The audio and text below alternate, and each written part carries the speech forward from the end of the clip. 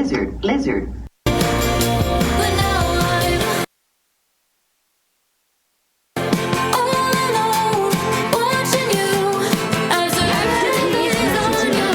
We'll be right back. Like she is everything you need. Well, I used to be me, but in a year when I'm gone and you're missing me, at least I won't have nothing to regret. 'Cause you're the one who lay your heart over you. I can't accept the truth. Stitch me up just to leave me scars. Stole my heart just to tear it apart. I loved you so damn much. I'll never fucking trust. Stitch me up just to leave me scars. Stole my heart just to tear it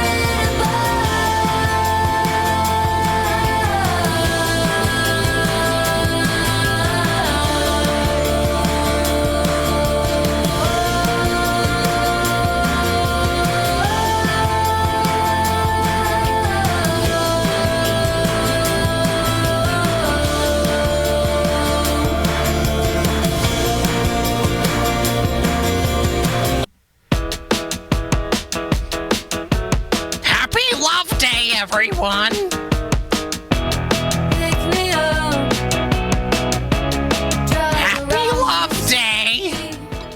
The minimum wage in Pennsylvania is $7.25, and I just wanted a fucking Mexican pizza. When nobody was there to work to keep the fucking lobby open. And I don't want to eat a Mexican pizza in my car. It smells like shit, but it tastes delicious. Phoenix! Welcome in. Nice to see ya. There we go. Now we're a little louder in my earballs. That's the way I likes it. But nice to see y'all. Happy combination Friday the 13th and pre-Love Day stream. Welcome in. Nice to see ya. I think HB was the first one. HB! Nice to see ya. Welcome in. And Phoenix, nice to see you as well. I tell you, I've been racking my brain trying to think of something that was totes apropes for this double deuce of a holiday. Oh, Seema's here too? Seema is here too. Seema!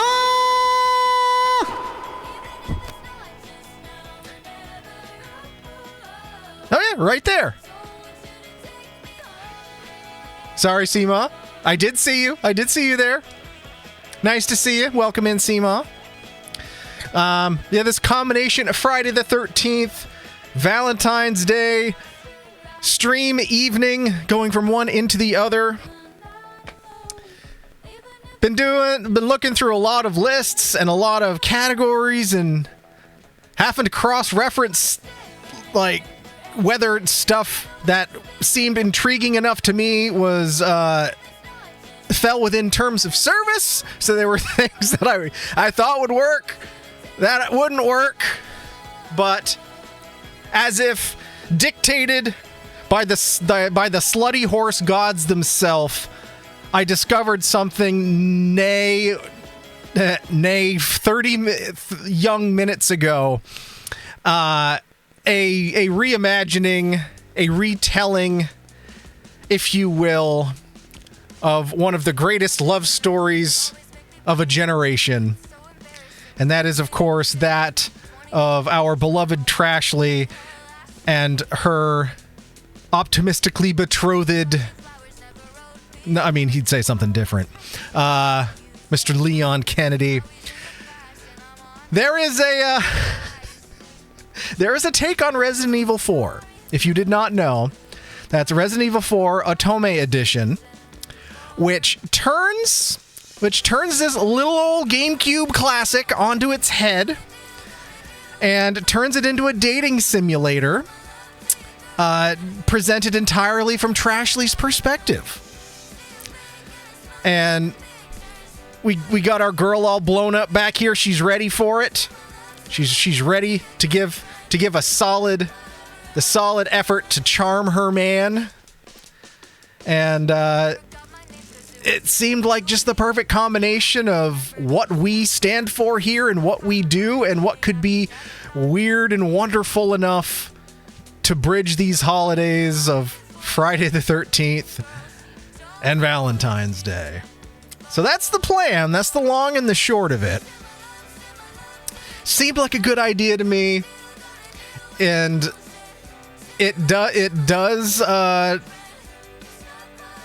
while it does have apparently some saucy and suggestive themes and shirtless Leon and the like, but should be within terms of service. In fact, there is a category for it here on Twitch, and there's other people streaming it right now apparently. So I feel like if this was the Pulse, far away from the Pulse, jumped straight up my ass, why I didn't know about this beforehand, maybe I was busy being offered a chocolate-covered pretzel. They were a little melty, but damn were they exquisite.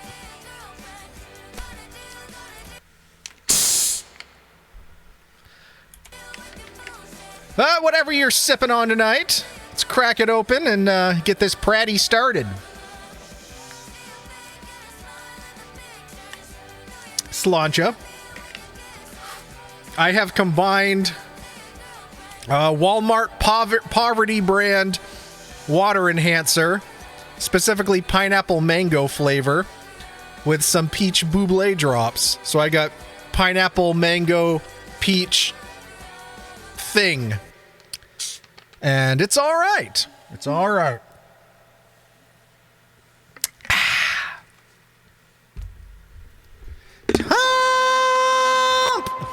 DJ Flat 4 got Tomp a 2-hour training session with Sonic for Valentine's Day. That's awesome! Gotta go fast! Gotta go fast! Well, ain't that nice? Oh yeah, I hope the rest of everyone's week went fine. We'll accept fine. I mean, whatever it was, we'll accept it, but we hope it was at least fine, if not a little better than fine. As Indigo Girls would say, something next to fine. That would also suffice. Would also suffice. So, yeah, that's the long and the short of it. We got our Horse the Band the shirt on in support of our girl Trashly. So we can hopefully charm the shirt off of Leon and get Trashly the love story she deserves from her perspective with Resident Evil 4 Otome Edition.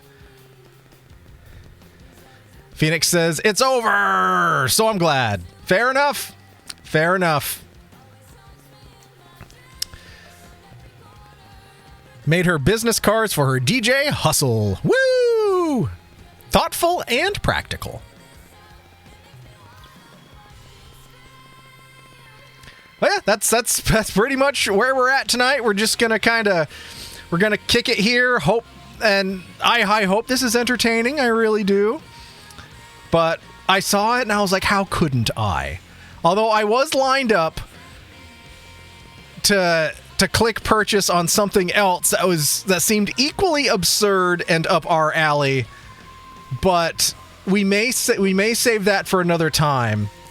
But for those of you that are here now, what I almost ended up playing before I found this absolutely perfect Trashly dating sim is a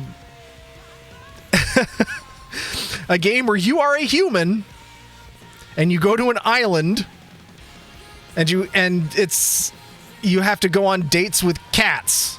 Like, not anthropomorphic furry type shit, actual cats.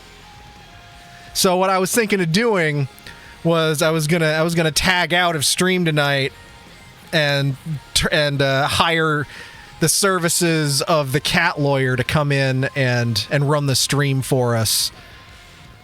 Basically, have a cat lawyer dating sim, but But Trashly usurps the cat lawyer. She put her foot down and said no, she wants her Leon and she wants it now.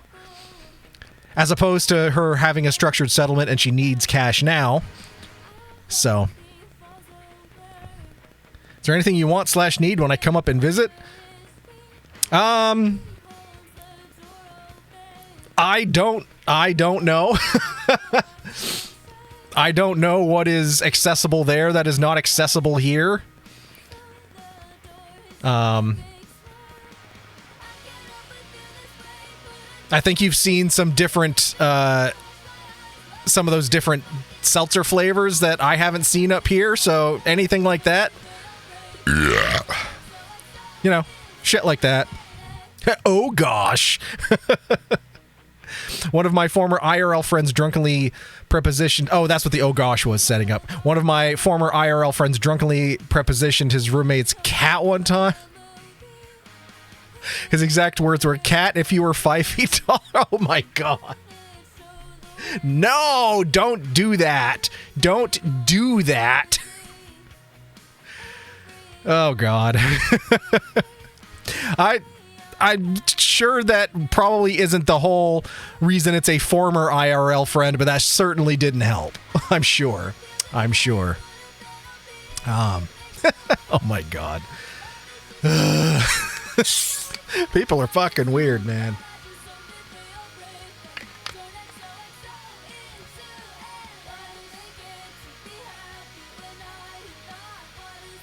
I had 2 beverages. I had this one that I was already working on. And then I made a root beer.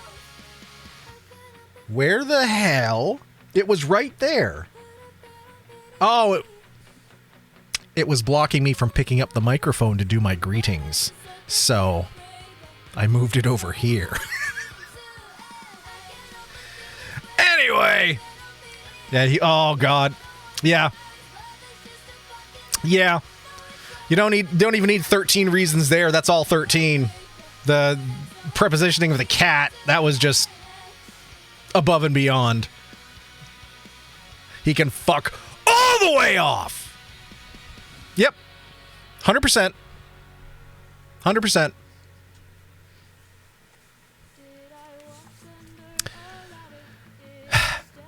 Anyway. We probably won't get through this whole thing tonight, but we'll try. We'll try. So we're going to dive right on in and not waste time.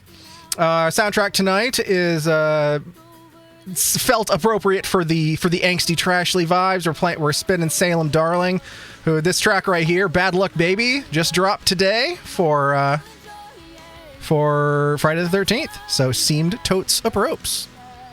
Oh, the cat preposition happened long before he went and joined that cult. Well, I guess it could also kind of like let you know that there's some screws loose in there, like when we were in our early 20s. But yeah. Yeah.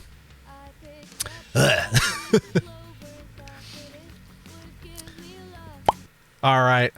Let's jump on over to this here. And the cool thing, I guess, about this game is the option exists to play it entirely within a browser. I tried like hell to follow their download links, both from their actual website and from the itch.io page, but they both routed through Mega Upload, which is sketchy to begin with, and then just would not download the whole thing. Crashed at like 75% each time, and then it was like, you don't have any more bandwidth left, and it's like, it's not mine. Just so anyway, we are playing this in a browser, but it seems like it should be okay. We'll just set shit up here. Elsa Bloodstone dropped in Marvel Rivals. I don't like her so far. You're with better company now, HB. You're with Frambler. Who didn't do weird stuff in their early 20s, like shitting a paperback or fuck a bagel? I mean, that was technically high school, though. That wasn't even 20s. All right, let's see here.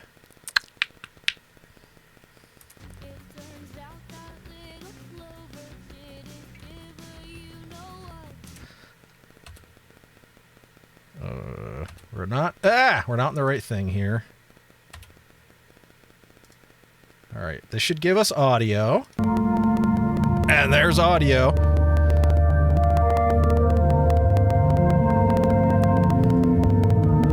I'm gonna have to go in and do some fine controls on that, because being in a browser, I don't have all that much control over it. So we'll see how that goes. Now, do we have display capture on this screen? I don't think we do. That's okay. Just do window capture.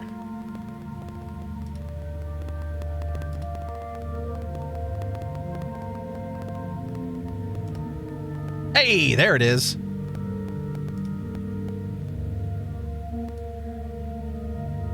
All right. Something like that. Just bury that way down here.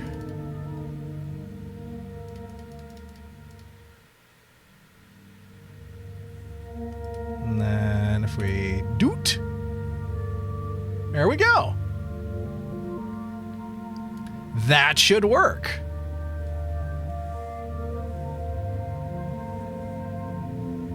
You downloaded things from mega.nz. I've downloaded things from there before and had no issue. Oh no, it wouldn't finish. I tried several times in multiple browsers and it would get to 76% of the download and then it would fail and be like, you don't have enough memory, blah, blah, blah, blah, blah. And it's like, this is stupid. Until it finally wouldn't let me start it at all. And it's like, you have run out of bandwidth entirely. Wait 6 hours and you can try again. It's like, okay, well, fuck all the way off. How about that? So we're playing it in a browser, but we got nice double gig internet here, so that should be good. How the heck does one fuck a pig? Well, he can tell you all about it. And it's especially challenging when it is a stale bagel. Okay, that makes it better. Well, I guess you could, easier to claim, like, I was a teenager as opposed to I was in my 20s. My chat box is all weird. That'll do. Oh, now that's all weird. That'll do. Good enough. All right. Just click new game, jump right on into it. Resident Evil 4.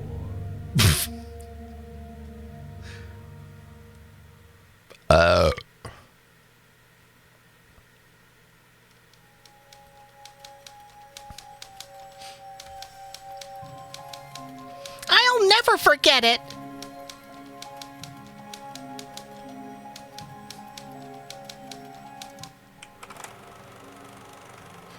Talk about near-death experience.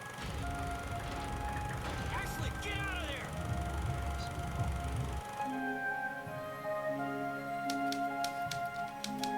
It was the year everything changed. I became the president's daughter. Kidnapped the president's daughter All right, we're going to give a little more volume here. and then sent her back. Many years have passed since that horrendous incident. What is this? And in all that time, I've never told anyone my side of the story. My name is Trashley Graham. And it's about time. See, that's what the T in Trashley stands for. Time.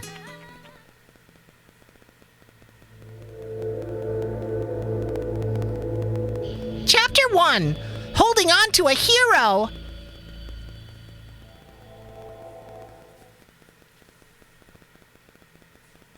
Oh my god, that loading screen's hilarious. Or the loading bar. Episode 1. Reloving the Nightmare.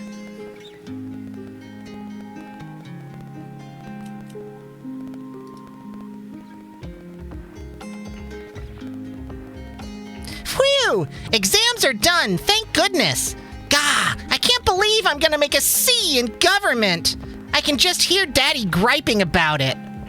Think of the headlines, Trashley. President's daughter can barely pass college government course. Administration's credibility in doubt. It's not that it was hard, just supremely dull. Political theory is already tedious, and it didn't help that Dr. Devereaux's a total mandroid. Where are all the young, passionate teachers? That's what my generation needs. Dad is always pushing me to find a pet project. Well, I guess I'll have plenty of time to think of a pitch on the way back to DC. For now, better hurry and find my driver before Jenna finishes her exam. She's never more than a few minutes behind me. I'm starting to think it's intentional. I pulled out my phone to call my driver, only to find that the battery had died while I was taking my exam. Darn! I really need to remember to charge this thing more often. I don't need Daddy griping me about that, too. Hold on for one more day. Well, at least John is the predictable sort. He'll probably just be outside my residence hall. Started walking towards my sorority building and quickly spotted my driver's usual car. The person standing next to the car, however, was anything but expected.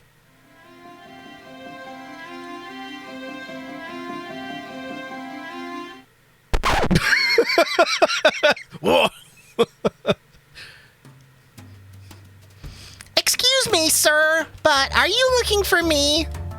You're Trashley Graham.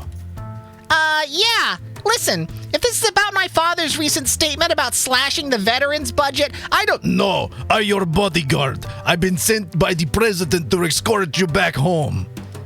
Oh! Dad told me that I would be getting a new bodyguard. Caught you off guard, didn't I? I guess you don't talk like this. In the flesh. Caught you off guard, didn't I? Yeah, definitely. Although, did something change? Dad said I wouldn't meet my new bodyguard until I got back home. Nah.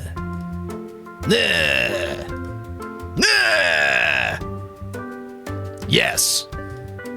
Yes, what? Is this a side game to Resident Evil? So this is a complete reimagining of Resident Evil 4, like the story of Resident Evil 4, but from Trashley's perspective. It's a fan-made project. It's absolutely not authorized, but seemed like an appropriate thing to play today. Yes to the change of plans. We received intel suggesting you might be a target for a kidnapping. What? Here in the hallowed halls of Harvard? That's a nice alliteration. We don't know exactly, but they don't want to take any chances. That's why I'm here. What's with the dubious chuckle? Probably just another dude who thinks muscles are a good replacement for tact. Been there, done that. Well, Mr. Bodyguard, do you have a name to go by? It's Klaus. Klaus, huh? Is that German or Austrian, maybe? You do remind me a little of Arnold Schwarzenegger, what with the muscles and the, scowl. When I was in the military, a few did call me the Terminator. Yeah, I really don't want to know the context. Hey, don't go anywhere. Huh. Can't say I would have pinned him as a dedicated recycler. Really doesn't pay to stereotype. Anyway, are you ready to go? Well, I was thinking of grabbing a few things from my dorm room. Well, arrange for it to be brought to you. Don't know who we can trust out here. Oh, come on. It'll only take a few minutes. Besides, my roommate... Hey, Trashley, wait up! I looked to my right to see Jenna running towards us much faster than one would think possible in 6-inch heels. Klaus, do you know what that sound is? No. It's the sound of betch. I made an A in government and I'm here to gloat. I can't be here for this. Act like we're in a hurry, Klaus. Some of us are, Ash. I waved dismissively to Jenna as I approached the passenger door. Sorry, Jenna. I'm kinda in danger. I'll write you on AIM. Yeah!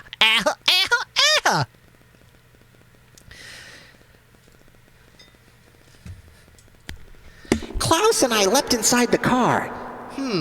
It's a little neater than John usually keeps it, but still smells like his cologne. I guess Klaus doesn't get his own ride. It's the small cost of the war on terror that you don't think about. I am Ric Flair, the president. Welcome in, Lamp. Today we are playing the untold story of Trashly Graham's perspective of Resident Evil 4. This is Resident Evil 4 Otome Edition, which turns the story of Resident Evil 4 into a dating sim. So can Trashly get her man? Her man being Leon? We shall see. But welcome in. Welcome in. Finally. Oh, stop complaining and just go. Consider it done. Klaus started up the car, which kept me from hearing what Jenna was trying to say as she ran up to the door. I hate that I have to indulge her just to keep her from gossiping about me to the press. She doesn't even want to talk to me. She just wants to compare bodyguards and grades. Well, Klaus, you're part of the Graham family now. You should roll down the window and tell Jenna how important your mission is. Maybe then she'll go away. Ashley, is that your new bodyguard? Oh my god, what? Oh my God, Cloud! Did you just blow up Jenna? Just a flash grenade. Saw somebody popping their head out of the bushes behind her. Yeah, it's called paparazzi. They practically live in the bushes. Have you not worked with famous people before? Just a bunch of flies looking for shit. Where's the harm in swatting a few? Because those flies are people, Clow. People who can file lawsuits. And with Jenna roped in, oh my God, she'll be feeding quotes to the tabloids for weeks! Just trying to have fun. Besides, a couple of weeks from now, I'll doubt anybody's gonna care. Glad you're so optimistic. But just humor me by going for a more low-key fun from now on, okay? If anybody asks, we'll just fall back on the kidnapping threat you mentioned. Sounds like a plan. Clow is Trashly's Tinder date. Ouch! Punch the desk. Ouch! As Klaus drove away, I looked at Jenna and she stumbled around blindly, groping at air. That should have concerned me more at the time. But pettiness is a hell of a drug. Oh, you catty bitch.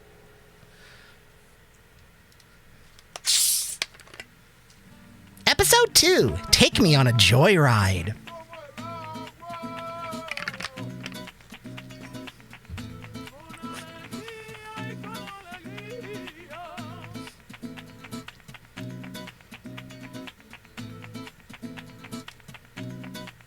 What are we waiting for? A peep instead of Jeep. Oh, I didn't notice that. I love things like that. Come on!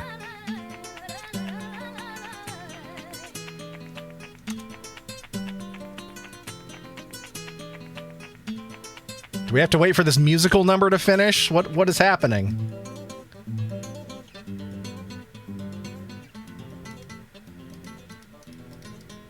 Okay, music's fading out.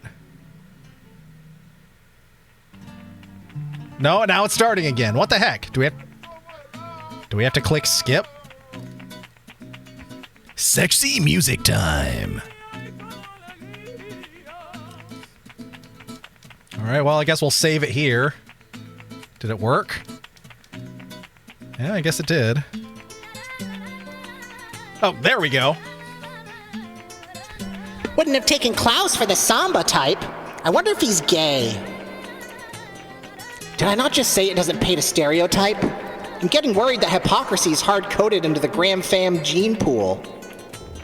Still, I wish he'd say something. It's downright claustrophobic in here. Maybe he'd entertain a few questions. But seriously, what do I say?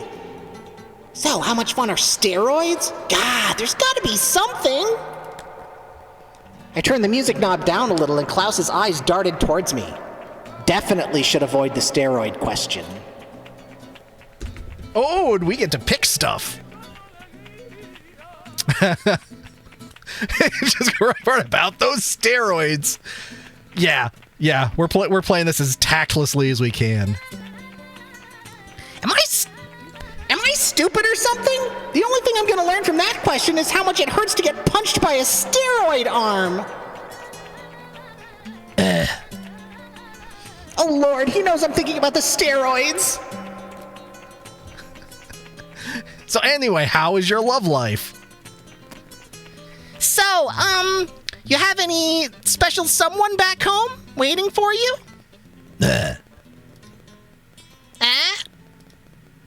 It's cool if you're single, too. Nothing wrong with that. I'm single. I just thought maybe someone had snatched you up. I mean, what girl can resist silence, scars, and muscles, right? Yeah. Awkward! The giant horse cunt weighs over 11 pounds. The fucking what? Perfect timing. I like men. Oh, yeah. I'm glad to know we have that in common. It's important to have shared interests. And butthole pleasures. It's not about butthole. Oh, no, it is. For Klaus, it is. Man, I so called that. Enough chit-chat. We're taking a detour. A detour? Where? Ah, Klaus! Klaus swerved onto a dirt road off the highway. At the speed he was going, I felt like my intestines had become a trampoline for my stomach. Lizard, lizard, lizard, lizard, lizard, lizard, lizard, lizard. Pudge! Welcome in, Pudge. We are playing Resident Evil 4 Otome Edition, which is the untold love story between Ashley and Leon, told from Ashley's perspective. The path eventually leveled out as we came into a clearing, allowing me to complain. What's the big deal, Klaus? You're not Mad Max. They want you back ASAP. Just doing my job. Man, if he's this intense just doing his job, I feel sorry for his boyfriends. All right, we're here. Let's go. Incoming. Incredibility is rating my stream with 6 viewers. Wadian Raiders, welcome on in. Happy Love Day, everyone. We're celebrating this combination Friday the 13th and pre-Love Day stream time full of shenanigans dedicated to our girl, Trashly. I discovered earlier today, probably a little couple years too late, that this is a thing that exists. This is Resident Evil 4 Otome Edition, which is the untold love story between Ashley Graham and Leon, told from her perspective. Basically, the events of Resident Evil 4, if you flip them around. Help me! Help me, Leon! I'm working on it, Trashly. We gotta greet the raiders. Look, there's a crank over there. Look, there's a gate here. What is that thing? Hey, what are you looking at? Where are you going, Leon? Leon! Help! Leon! But welcome in. Happy Friday the 13th. Hope you had a good stream. I was lurking for a bit while I got set up here, so I couldn't pay too much attention, but I was there. And thank you for the shout out, Lamp. Greatly appreciated. Pudge is watching cats hate each other visibly. Oh no. They're supposed to love each other because it's Love Day. All right, we're here. Let's go. Klaus brought the car to a screeching halt and motioned for me to get out. Where is here exactly? It's a helipad. We're gonna fly. You okay with that? Not if you're gonna cop an attitude. This guy's something else. He's being all pissy with me. But it's not like I supported the bill for the veterans' budget cuts. Taking out your aggression on a sweet summer child just isn't right. Looking around, we seemed to be at a suspiciously empty and remote helipad. I had a sinking feeling in my gut that something was amiss. Hey, Clow, is this an official U.S. military helipad? I've been to a bunch, but this seems a little underfunded. A little too quick for you? You catch on slow, as expected. I am not in the mood for your snark, Clow. You tell me what's going on right now. Wait a minute. My game says resume and not end. Uh-oh. Guys, the game continues after this. You mean... After these messages, we'll be right back. Wadi will continue playing the game she was playing. All right, everybody, you have that to look forward to. Lizard, lizard, Now we're talking. You're being kidnapped, Ash. The rest isn't for you to worry about. How could you do this to me? Do our mutual nicknames mean nothing to you? It was fun while it lasted. Is this about money? My dad can give you money. Sorry, girlie. What I want is access to Lord Sadler, and you're the payment. Lord who? My God, what kind of political scandals am I getting wrapped up in this time? Huh. Almost let it slip. Enough talk. Time to fly, princess. You're mine. He just flashed us.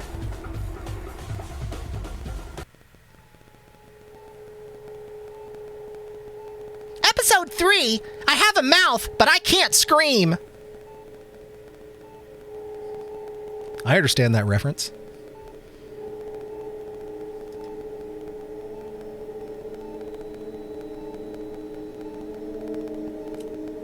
Well, I guess we'll save it again. That seemed to bump it ahead before. I awoke there, and there it goes. Okay, maybe that's what we have to do. We have to save after each chapter or it won't move on.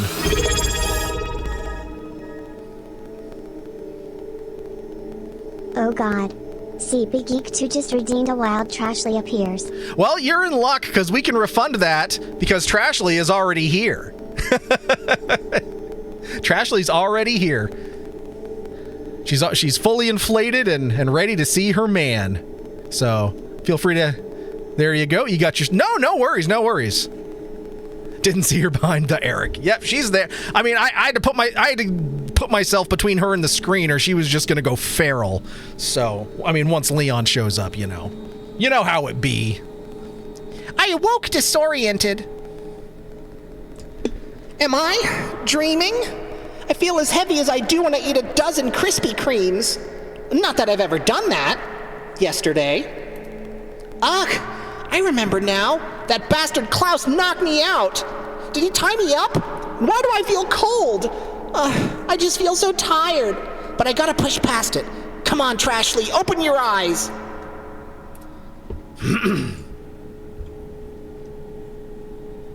Oh no! Oh no, no, no, no, no! Oh my Christ, it's a centipede! Our precious friend is awake. Surprising. Wait, no. I think he's just a really ugly wizard. Not that he couldn't be both. I mean, what was Pinhead but a wizard of pain? But more to the point, oh God, I don't want to be tortured. Be at peace, Trashly. You are guest of honor. Guest of honor? In what, North Korea? I hope you don't mind receiving gifts from an older gentleman, Ashley. It is a once-in-a-lifetime gift, after all, unmatched in the world. Freedom. Not your Hollywood version of freedom, no. True freedom from burden, responsibility, indecision. You will never have another worry in your mind. The blissful ignorance of your youth will be everlasting. What is this guy talking about? He's blathering about freedom and I'm strapped to what feels like a dentist chair? The irony might kill me before he does. Wait a second. Is that Lord Saddleman that Klaus mentioned? Why does he look like he just came from a gothic Ren fair? And slightly more importantly, why does he look like he's lived out 3 lifetimes? Doesn't that sound wonderful? Free from the confusion and filth of this world, living in endless bliss. Is that not the very essence of heaven? Wow, that sounds like the exact argument my Sunday school teacher gave to encourage abstinence. It didn't work then, and it won't work now. Huh, your resistance is natural. Few people embrace change so readily, but you will see the light soon enough. Great, a real Aunt Linda type. That'll be easy to reason with. Stay calm, Ashley. Your kidnapping survival course prepared you for this exact scenario. I just need to apply its lessons wisely. First, knowledge is power. Second, courtesy is the password to safety. Third, if you look back, you'll soon be going that way. Wait, those might just be fortune cookie sayings. But hey, point made, which is that I need to ask me some questions.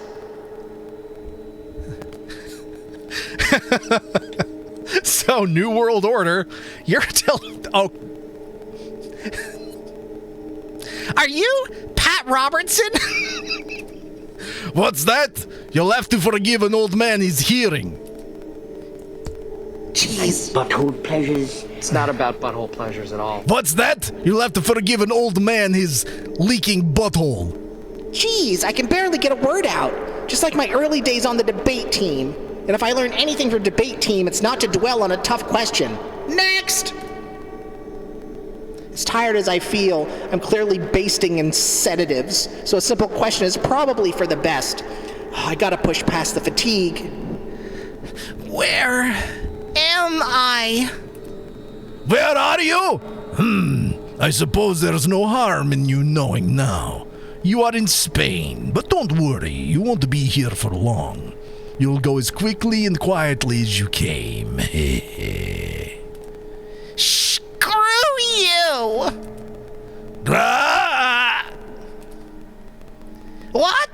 There's another person in this room? Yes, Barto. It seems that our precious guest would like your assistance in obtaining our power. Lord Sadler. God alive, it's like Diet Butterball! Yes, move into my periphery, thanks. At least I won't be visually traumatized. Now, my minion, remember to put the needle in very slowly. We wouldn't want to hurt our new friend after all.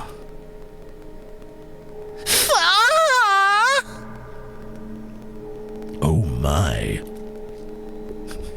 I felt a prick at the nape of my neck, followed by something shooting into my bloodstream. Something squirmy. I would have felt more revolted had I the energy. A perfect penetration, Barto. You're really living up to your name.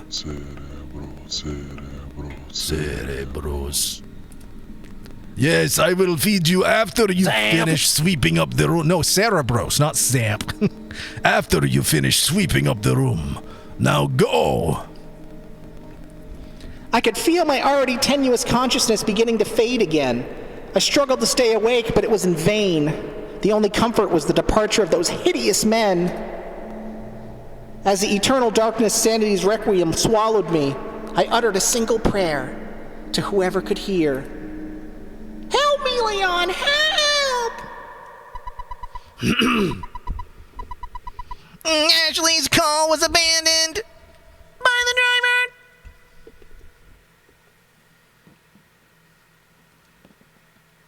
Who is this? Father, I brought Sarah as you asked. Good. Place him in the dresser and lock it tightly. Will the Lord punish him for what he stole from us, Father? That depends entirely on the good doctor and his cooperation. Whether or not he chooses to atone, we will regain what is ours. Father Mendez! Speak, my child. The American agent, he has been spotted outside the village. Then let us set our plan into motion. Has the president's daughter been secured? Yes, Father. She is in the church. Good. We must keep the agent from reaching her.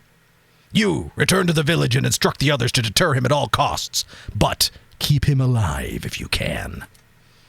As a precaution, take this file and leave it in the village.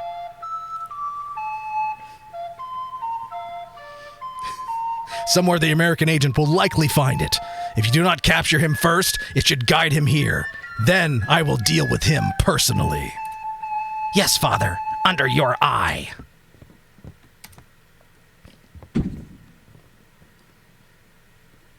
Consider your remaining time a gift, Sarah. Hopefully you will not squander this one.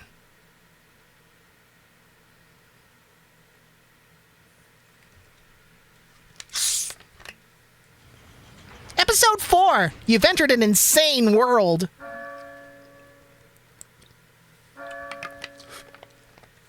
Dong! Ugh, what is this? Satan's alarm clock? I cover my ears until the ringing stopped. The sound seemed like one of those old church bells they ring at European cathedrals. Apparently, that's only romantic from a distance. With the sound gone, I took inventory of my surroundings. Looks like some kind of dingy storage room. And considering the drumline competition now playing out in my skull, I assume that I'm in the storage room of a church. I got up and rustled the doorknob for formality's sake, but of course it was locked, tight. I'm really, really regretting taking construction as an elective instead of locksmithing. Seriously, when am I ever gonna drive a bulldozer? I poked around the room for a bit, but it was barren. Nothing but barrels and sacks and hopelessness. So, kinda like a Motel 9, but even more urine smell.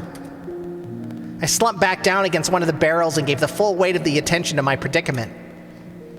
So, I'm in Spain, and probably a poor part of Spain, if the drabby room is anything to go by. Klaus was a trap. An ugly old man saddled me with some thing against my will as part of his New World Order. And I'm famished. Are you there, God? It's me, Ashley. Could really use some help right now. Anything you got, just deposit it right into my brain. I promise I'll pay you back. Lizard, lizard, lizard, lizard. Just let the lizard crawl right on in there. Lizard, lizard. Oh, my tracking device. Yeah, it was in my scarf. God bless you, John, for hassling me about that every freaking day. I hurriedly dove my hands into the fabric of my scarf. Oh, look at her face. Oh no, oh no, no, no, no, no, no, no. It's gone. God damn it! Probably shouldn't think that in a church. At least that's what I would say if this wasn't the house of the devil. But seriously, who knows where it dropped? Klaus could have found it while we were in the helicopter and thrown it out to sea. I'm just... So... It isn't... fair! And with that realization, the dam broke. For several minutes, I cried openly and cursed my terrible fate. My throat became coarse, and my gulping sobs quickly took on the tone of a rusted gear. What? Blood? Oh God, what's going...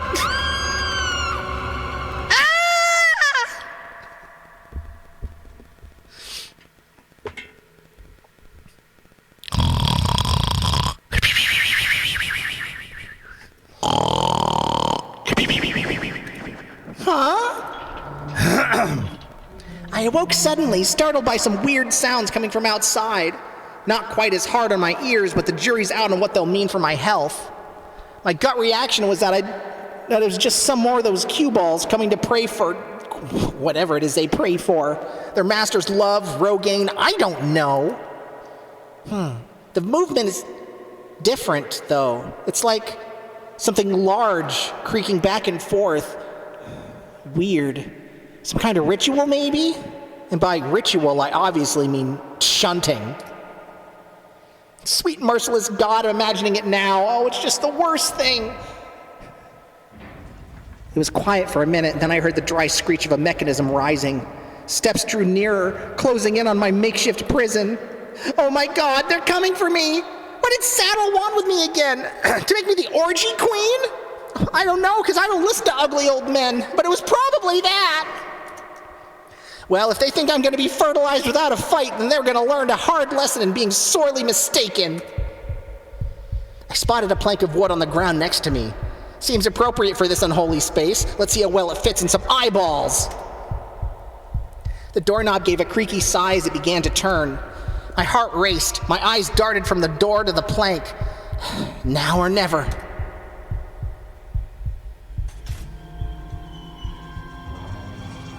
Ashley! Don't come! Yeah. Well, someone gather some Dragon Balls and call me, I can't pronounce. Because I'm about to be dead. Hey, take it easy. How dare he tell me to take it easy? After what happened with Klaus, Ashley Graham is nobody's fool. No, get away! I persisted as I ran back to the barrels. I wonder if he'd lose sight of me if I held a barrel between us at eye level. Just because it sounds stupid doesn't mean it won't work. Calm down. Everything's gonna be just fine. My name's Leon. I'm under the president's order to rescue you. I wish that I would have told Dad that I loved him more and that Mom is having an Wait. What? My father? My body surged forward out of sheer relief. I'm saved! It's a Christmas miracle! My heartbeat began to slow a little, giving me a chance to examine my rescuer in full. That's right. And I have to get you out of here. Now come with me.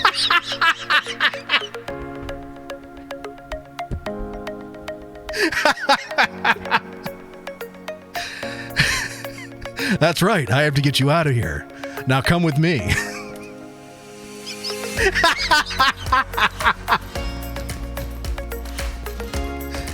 Ba-dump! What the fuck is this?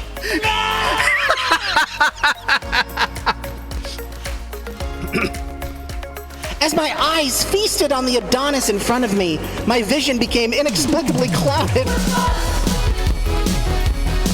Maybe fucking.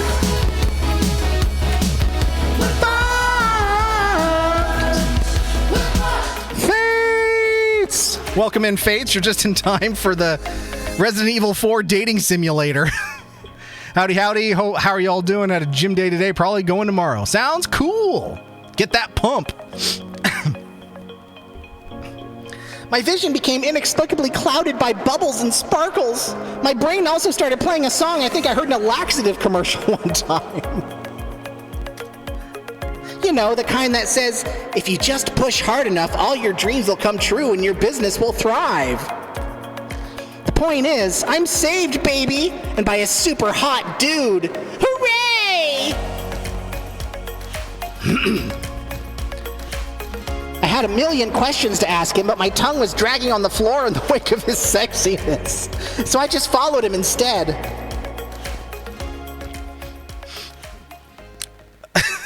This is freaking hilarious. Episode 5, Leon the Professional.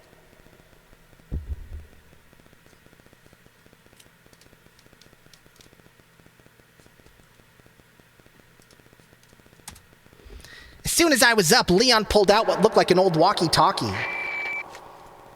Wow, I haven't seen one of those in a while. I thought those lines were notoriously easy to jack. Oh, I know. He's using it because no one would suspect a U.S. agent to use such outdated tech. Genius. It's Leon. I've succeeded in extricating my subject. I love a man with a big vocabulary. Swoon! He could extricate me anytime. Oh, wait. I guess he already is. Where's the extraction point? Got it. I'm on my way. I wanted to make conversation since I hadn't spoken to anyone who was Gross or Klaus for an indeterminate time. But he seemed, busy? Breaking barrels? What was that number? And why do the words Leon's Barrel Blast seem so prominent in my thoughts? Is this coping? Anyway, maybe he's making sure there's no cultist spies and hiding in the barrels. I sure wouldn't want to be them right now.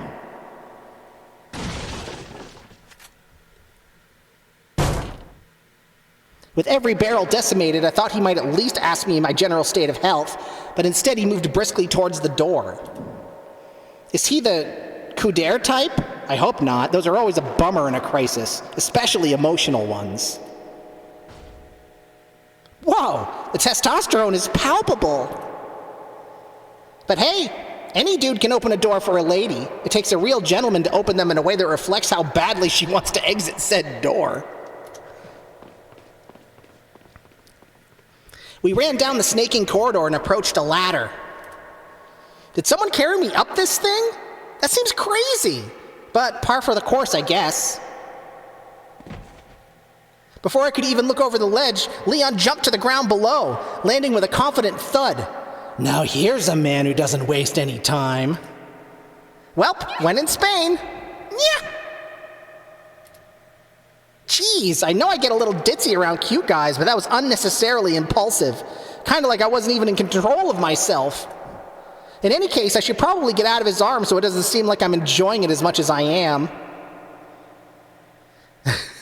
Oh man, how great would it be if there's just a platoon of equally hot Secret Service guys waiting outside the church, ready to escort me out of this nightmare.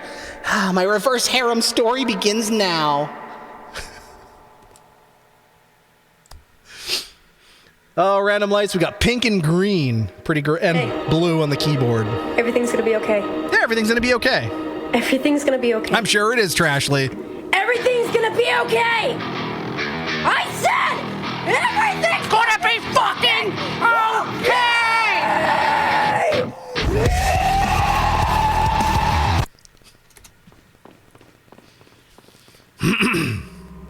Before we could even reach the door, a familiar voice chimed in behind us. I'll take the girl. That voice! That's the huskiness of an old pervert if I've ever heard one. Who are you? If you must know, my name is Osmond Sadler, the master of this fine religious community. Did he seriously just refer to himself as Awesome Saddle? He might as well wear a sign on his face that says proud to be celibate. Then he'd at least be doing the world 2 favors. What do you want? I knew that I would hate this guy's face in high definition. Like, I'm feeling like becoming an atheist retroactively just by looking at him. To demonstrate to the whole world our astonishing power, of course. No longer would the United States think they can police the world forever.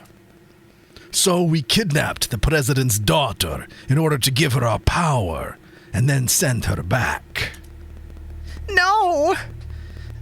Suddenly and regrettably, I was awash in memories of the injection. So that's why they wanted me. In short, I'm the unwilling female ruler in men's dick measuring contest. Tale as old as time. Well, in the spirit of saying the quiet part out loud, I guess I should add some context. I shot something in my neck. What did you do to her? We just planted her a little gift. Oh, that is going to be one hell of a loving father. I thought I might bargain for quite a lot of money to keep this church up and running. Admittedly, I was fawning over the protective growl in Leon's voice and didn't really pay attention to that last part. Something about gifting some plants to my dad in exchange for donations? Joke's on you, pal. My dad hates charities and the environment. Faith and money will lead you nowhere, Sadler. That's right, Leon. You stick it to that prosperity gospel. Oh, I believe I forgot to tell you that we gave you the same gift. When I was unconscious? My God, but he looks so fine from this angle. Wait, what? Same gift? Oh, Leon, no. We'll bond over this, I promise. Special contributions. My puppets. You'll do as I say. I have total control. Revolutionary. God, this whole evil dude recites evil plan thing is wicked boring. Someone really needs to awaken him from his world of cliches. Maybe Leon should do it. With a bullet. Sounds more like an alien invasion if you ask me. Verbal bullets are not bullets, Leon. Suddenly, we were blocked from the exit by more diet butterballs. Maybe Leon's onto something here. Hey, don't look at me like that. I'll punch you in the goddamn throat. I'm not gonna lie, confident smirks of the what now bitch variety are undeniably sexy. Too bad it's on a face that has all the dating potential of a garbage bag. Ooh la la, Leon. You thinking what I'm thinking? Drop these fools in a dramatic Western shootout? Or we can run away. That's cool too. Maybe even safe. Whoa, that was way too close! Freaking crossbow nerds! Is there any more insufferable enemy type? Leon pulled me to the end of the corridor, but all I could see was a glass window. Maybe he doesn't know what to do after all. Ah! Before I could even vocalize my surprise, we crashed through the window, and quite easily, I might add. It's a weird, subtle display of wealth, importing sugar windows from Hollywood rather than supporting the local glass economy. For all his beef with America, Saddle must like our movies. It would certainly explain why he hired Klaus. It's all very dangerous and stupid. But what stuff isn't? I landed as well as Dad's first TV debate, but to be fair, I wasn't really prepared for Die Hard-esque shenanigans. Ah, gentleman to his core. Leon jumped to my aid in a flash. Physically, still in one piece. Psychologically, crumbling. Still, I didn't want to lie to him, so I just evaded the question like I do all my political interviews. Leon, what's gonna happen to us? I knew it was a pointless question, but I felt I was entitled to a little neediness. Besides, guys love that stuff. Or so I've read in Cosmo. We got into this mess. We can get out of it. I like how he says we, as if we weren't 100% my fault. But hey, if he's okay with cutting me all the slack, who am I to disagree?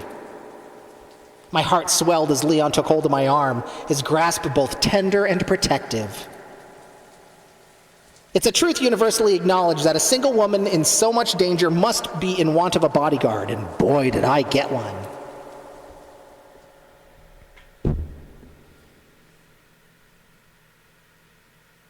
Episode 6. I don't want to be buried in a cult cemetery.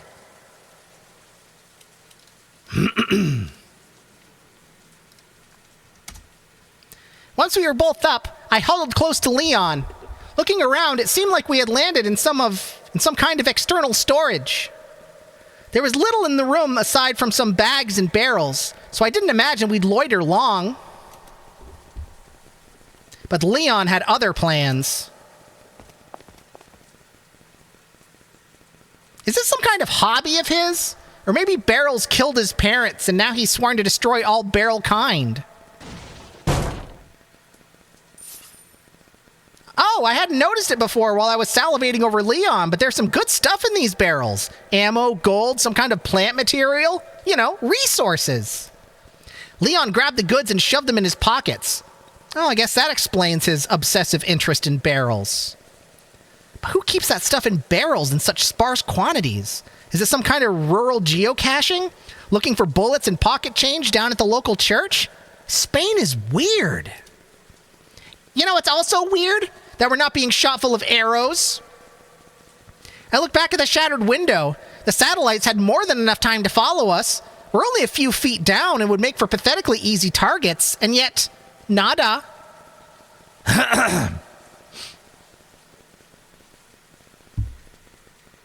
All the lights are green except my keyboard is blue. Does their cult Bible prohibit them from exploiting obvious advantages? Are they having a synergy meeting? Are they just sad about their broken splendos? I shrugged my questions aside, knowing that there were probably no answers. And if there were, they were probably not worth knowing. I looked back at Leon, who finally seemed satisfied he had fully raided the church provisions. We hustled over to the door and made our way outside.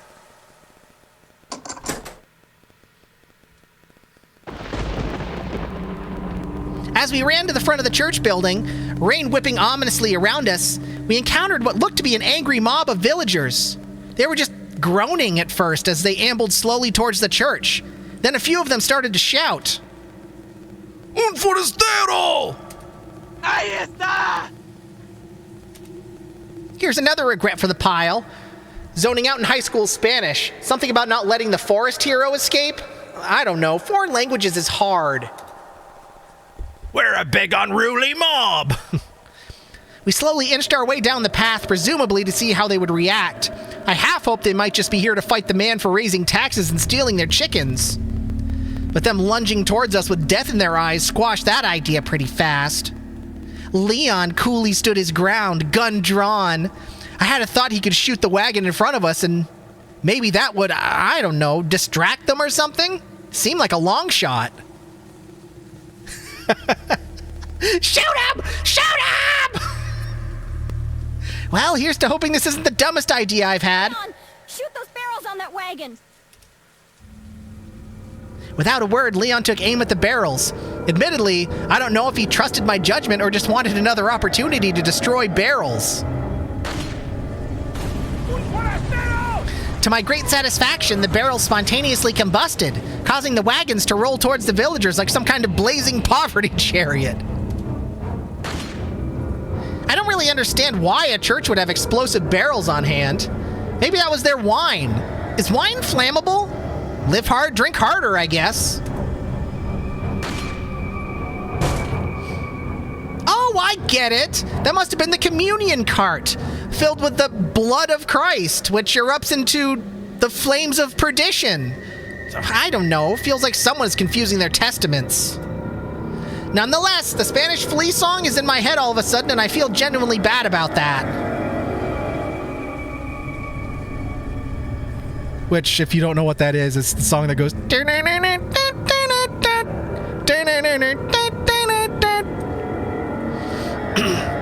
With the villagers crushed and or combusted by their own flaming paddy wagon, we took the opportunity to run past. Between the oppressive darkness and the driving rain, I could barely see the path, but Leon seemed to know where he was going, so I just followed closely. A bolt of lightning tore across the sky, and I realized that I was looking at a graveyard. That's not ominous at all, nuh-uh. One might say it's sacrilege to kill the faithful in such a hallowed place, but it's even greater sacrilege to think, well, at least you won't have to drag the bodies far.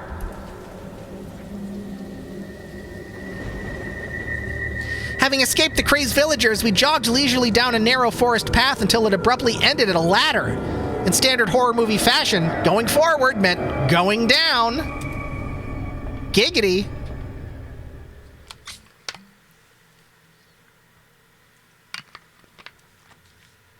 Episode 7. Got something that might interest you. The giant horse cunt weighs over 11 pounds. The fucking what?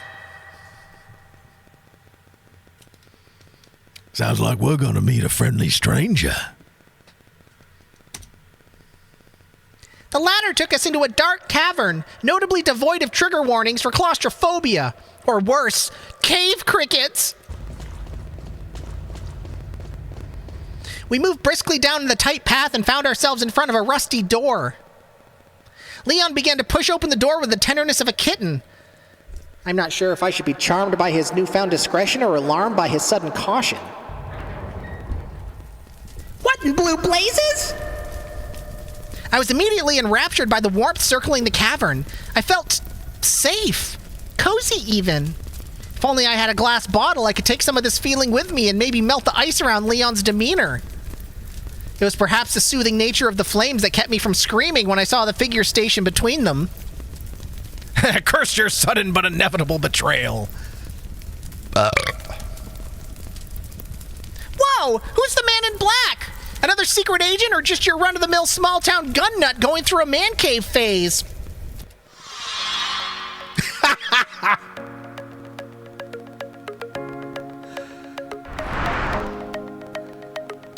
Gah! Why am I seeing bubbles and sparkles again?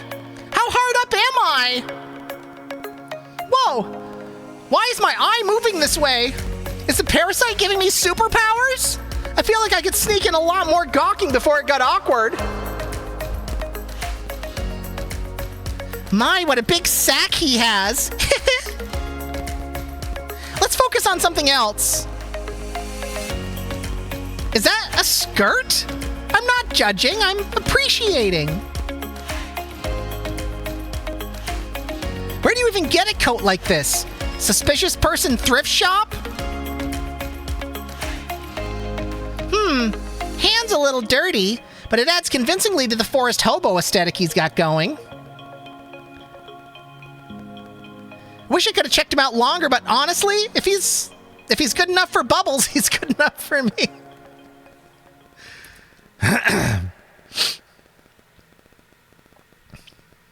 Lizard, lizard, lizard, lizard, lizard, lizard, lizard, lizard, lizard. Leon approached the man casually, so I assumed they were working together in some capacity. The more the merrier, I guess. He's not as clean looking as Leon, but he may be better armed. A girl in peril has to keep her options open. Welcome. Got a selection of good things on sale, stranger. Huh. Not the accent I was expecting, but in a good way. Australian, maybe? I'm all about the thunder down under. Did I really just think that? While I questioned my moral credibility, Leon started browsing the man's inventory. You're buying. Thank you. No, definitely not Australian. Is that all, stranger? What are you selling? The merchant quipped enthusiastically as Leon stoically perused his wares. Maybe it's part of Leon's safety protocol to avoid conversation where possible. I'll buy it at a high price. The merchant man seemed pretty excited about some jewels Leon showed him.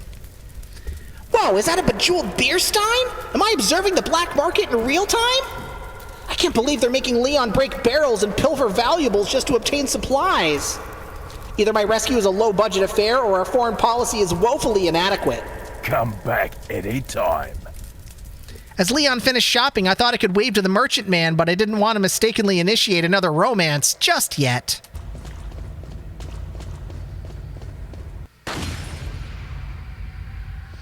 I wonder what that was for. Testing the water for traps, maybe? Still, seems a little rude just to vandalize the merchant's place of business. Whatever the reason, Leon swept right past the flames like a man on a mission, by which I mean that he hurried over to a box tucked in a nook. As if by instinct, he drew his knife. Because what is a box if not a barrel disguised as a rectangle? Oh, crates really do hold odd of use. We ran through the remaining tunnel and climbed some stairs to another ladder leading upwards. As I ascended, I heard the telltale sound of wood being victimized. I huddled close to Leon again as he approached the door to the next room. Despite all of Leon's caution, the room was pretty barren, save for a bizarrely large typewriter on the table. Or maybe regular-sized? I don't know. I wasn't born in the 50s. Maybe someone's writing a novel. I guess I'd try to be a writer too if it got me out of Blighttown. Better frame rate edition. Leon suddenly started typing away with the same dutiful air of a person filing their taxes. Perhaps he has Hemingway aspirations. Would explain the terseness. As it happens, he was simply typing a record of his time and location. He also mentioned professional mode and round 2, which I could only assume was spy lingo. I guess he's using the typewriter to let someone know his progress? I don't know why everything has to be so convoluted. Don't we have stealth jets? Wow, is Leon really gonna ignore that crate? You think you know a guy.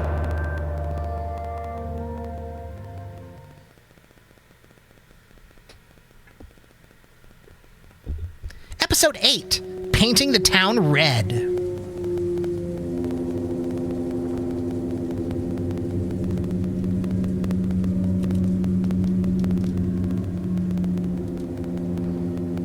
We found ourselves once again assailed by rain and darkness.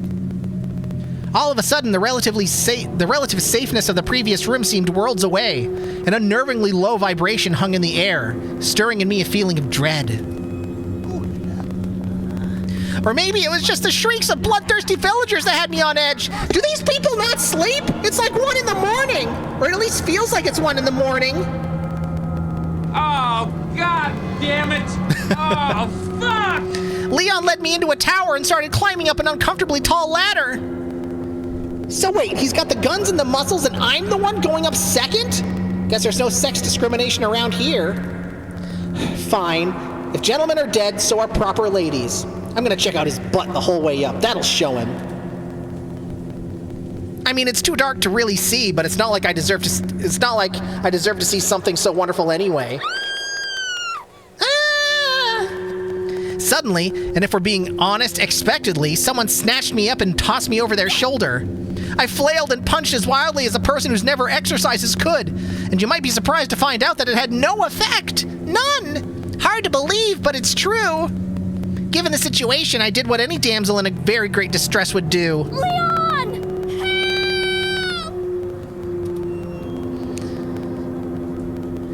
Hey, it's Leon! Please don't shoot my leg, Leon!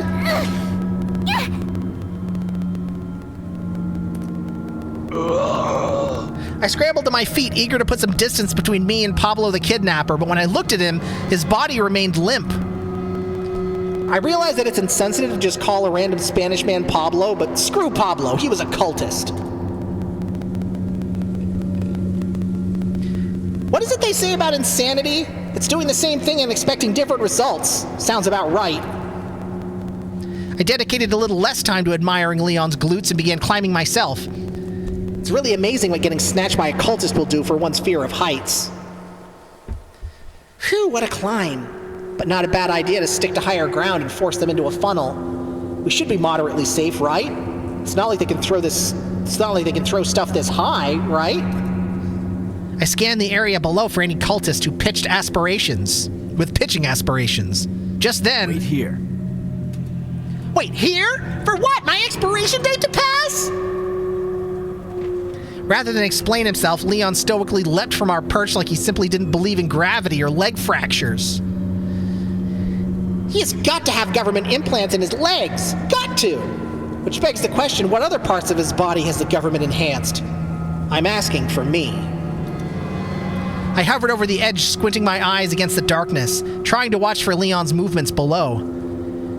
I wonder what his plan is, aside from the murder. Murder it is, then. Not an original plan, but solid. Leon rushed past the villagers as he wailed in pain, but the darkness made it difficult to see what was going on. What the hell did I just see? Were those worms coming out of his head? Calm down, Trashly. It's gonna be... Oh, sweet baby Jesus, it's not gonna be okay. My head's gonna be worms. And perhaps even worse, Leon's head's gonna be worms.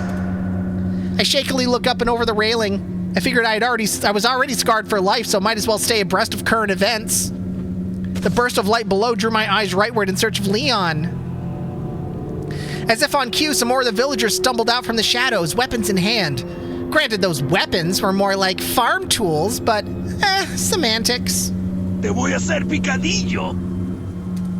Picadillo? Sounds like an adorable nickname for a nosy armadillo, but it's probably something lame like, you're mincemeat. As if anyone outside of cartoons even says mincemeat anymore. Amazingly, the cultists were only stunned by the blow. Rural folk are indeed hardy. My God! He's like Chuck Norris if Chuck Norris were worth talking about! Leon ran back to the base of the tower and called up to me. I don't usually like being told what to do, but for Leon, I'll make an exception. I approached the ladder and prepared to climb down, but then it occurred to me, how much longer will I have the luxury of attractive men catching me when I jump? Seems like a waste to just do things normally. Am I crazy? Phew. In hindsight, that was extremely dumb of me. Thank goodness I'm in love with a robot.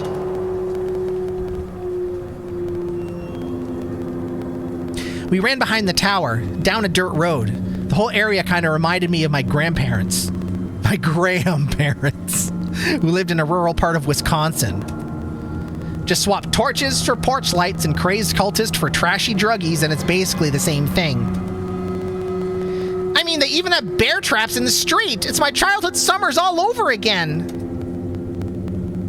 What's with the knife? Surely he's not going to... My eyes clamped shut, in much the same way I feared the trap had closed around Leon's arm fiercely. Whew! His delicious biceps are still tethered to his shoulder. Scared me half to death.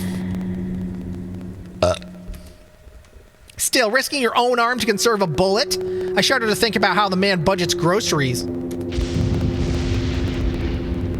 We barely moved before Leon put on the brakes and raised his weapon to the darkness. With the rain pelting me in the face, I could just make out the vague, doughy shape of a villager. I wonder if that cultist set the bear trap. Maybe that's how people snag brides around here. Wow, a bullet saved is a bullet used, I guess. I'd say I'm blown away, but I think the other guy had me beat in that department. Sorry, my dude. There seemed to be a large gate at the end of the path.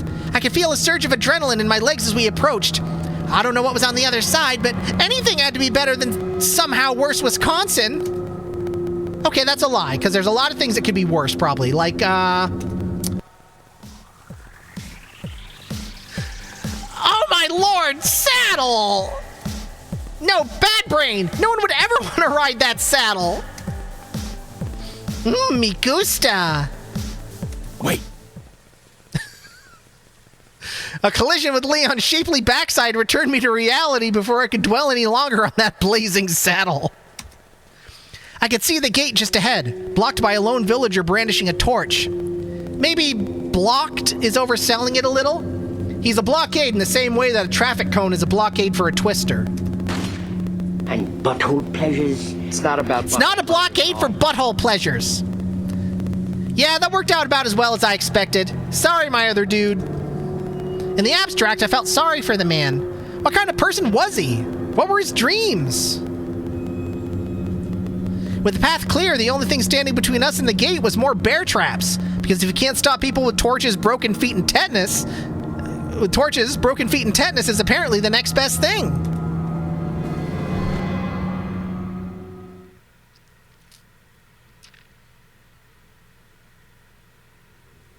Episode 9, Down in the Dumps.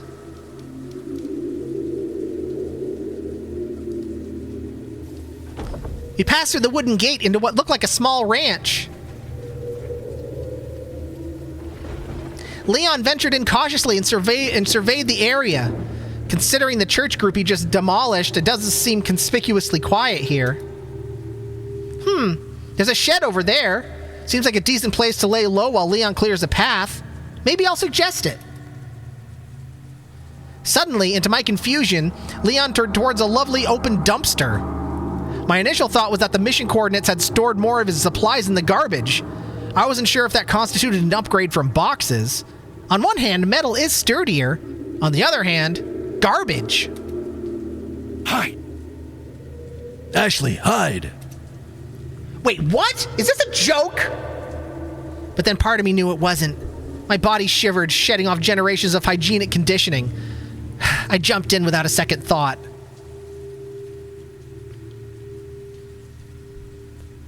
I held my breath as the lid closed around me. As I scooted my body around, I was surprised to realize that the bin was bereft of garbage. Either rural Spain has pretty good sanitation management, or the villagers are too busy being crazy to throw their trash away. Or maybe they're eating the garbage. Would address the hunger issue. Regardless, it doesn't change the fact that the only handsome man around had just ordered me to sit in a musty waste bin in rural Europe with a parasite roaming around my guts. I don't want to say unwanted pregnancy metaphor, but yeah, kinda do. I shifted uncomfortably in the dumpster. In this awkward crouch, my legs began to sober up from the adrenaline rush, only to discover that a whole lot of pain had moved in. Angered by the needling hurt, I couldn't help but lash out at everything that seemed responsible for my predicament, excluding myself. Stupid saddle, stupid Klaus, stupid Jenna, stupid government class, stupid geopolitical dynamics. I took a deep breath and sighed. I'm getting too wound up. Oh, I know. I should do some of those meditative exercises that my life coach taught me. All right, here goes. Breathe in. Breathe out. Breathe in.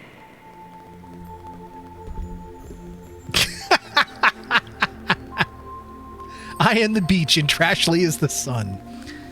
Okay, Trashley, you're on a beautiful beach. The sand is soft, sun-warmed, nestled between your toes. Your personal bodyguard is lounging nearby, baking his delicious abs to a golden sheen. Oh my God. Your personal butler appears in dashing attire, offering a comforting smile and a refreshing pina colada. Extra rum, of course. Don Q. Your personal dolphin trainer is putting on an adorable show with your personal dolphin Flippy, water splaying all over the trainer's rippling pecs. Everything is so wonderful. You have plenty of money. Nobody has worm heads.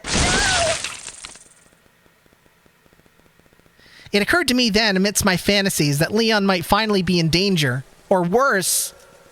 Terrified by this prospect, I thought to peek out for a look, but I knew it would be just my luck that some stray cultist would walk by at that moment and see me. Got a machine head. Better than the rest. Instead, I placed my ear close to the wall of the bin, being careful not to get too close. It's too much to hope Saddle laced his parasite injection with some vaccines. I strained my ear, listening intently to the world outside my garbage sanctuary. I couldn't hear much at all, aside from the occasional thunderclap in the distance. Before the creeping terror of my savior's demise could ensnare my thoughts, the shrill sound of a gunshot burst into my eardrum. A somewhat morbid but nonetheless comforting symbol of hope and salvation. Well, for me anyway. Assured of Leon's survival, I resumed my effortful listening. A series of thunderclaps prevented me from hearing any more. Is Leon okay? Are the cultists gone? Can I get out of this godforsaken dumpster? What? Was that a whistle? Is he trying to signal that it's safe? I mean, I only ever heard that whistle used to beckon someone. And by someone, I mean a pet.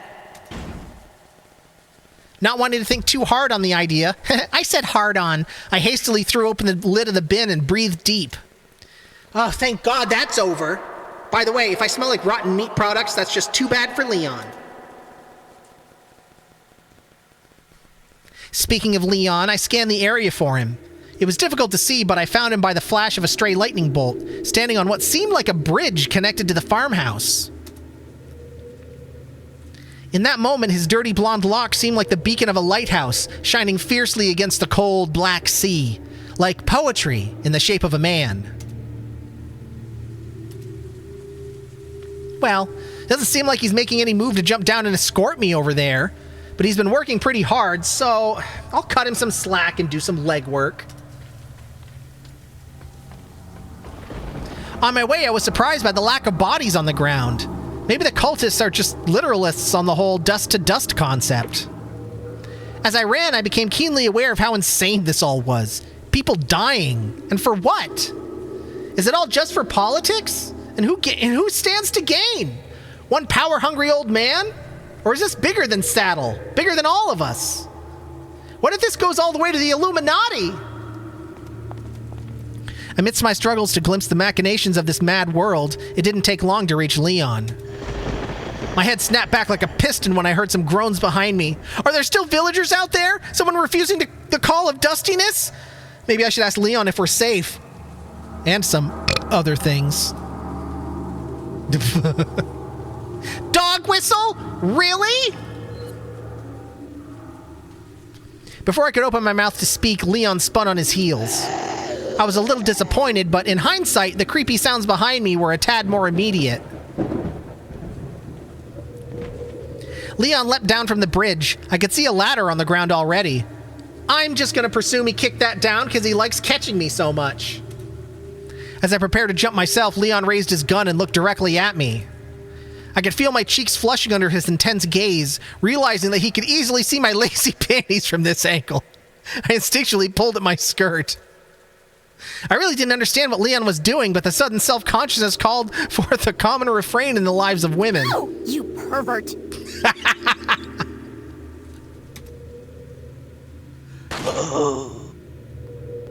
Well, this is not a great feeling. Pretty mortifying, really. Not sure how I should proceed. Oh God, he's starting to dissolve on me. Ew! Jump, jump! If Leon's upset about the pervert comment, he's certainly not letting it impact his professionalism. I wish dudes on the train were half so gracious. I inspected my clothes to check that I didn't get too much cultist dust on me. Also, I know I didn't pay attention to chemistry class, but now I'm thinking I really didn't pay attention to chemistry class. There's another giant wooden gate in front of us, once again guarded by bear traps. I see the creativity well has run pretty dry in these parts. Ugh. Okay, so we're playing Leapfrog now. Not exactly the back-touching opportunity I was expecting. Oh, wait! He must not think that we can just go through the gate, so he must want me to climb over it? He could have saved us some trouble by just talking to me like a normal person, I swear! It's like he believes the strong silent type is an actual personality. I need to think about whether that's stupidly sexy or just stupid. I hurriedly climbed onto his back and let his taxpayer-funded muscles elevator me to the top. If only all of America's revenue could be so well spent. I reached for the top edge of the gate and hoisted myself over. No one to catch me this time. You can do this, Trash. 1, 2, 3. I hit the ground pretty hard, no doubt scuffing my boot and tearing a ligament. Still, could be worse. I could have worn my high-heel boots, and boy, that'd be the real nightmare. Fortunately, there were lanterns around the door, although that left me a bit paranoid about who had lit them and whether they were still prowling about. There was a large plank covering the door, but I easily pushed it up into the side. I opened it, Leon. I whispered, trying to avoid undue attention. Leon opened the door as cool and serious as ever. I happily fell behind him as we ran forward. I missed him a lot for only 20 seconds of separation. Or maybe I just missed his safety. I don't know. I have about as much clarity as I do upper body strength.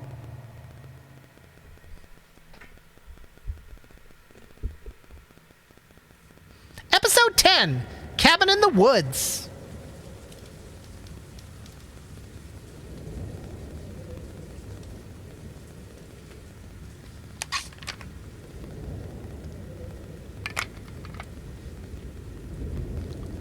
Come on. And we're back for another riveting installment of European backpacking gone wrong. What dangers await us? Bludgeoning? Impalement? A crushing exchange rate? Let's find out.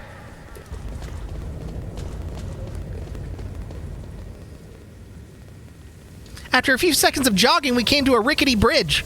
To my surprise, the merchant was waiting beside it. Got a selection of good things on sale, stranger.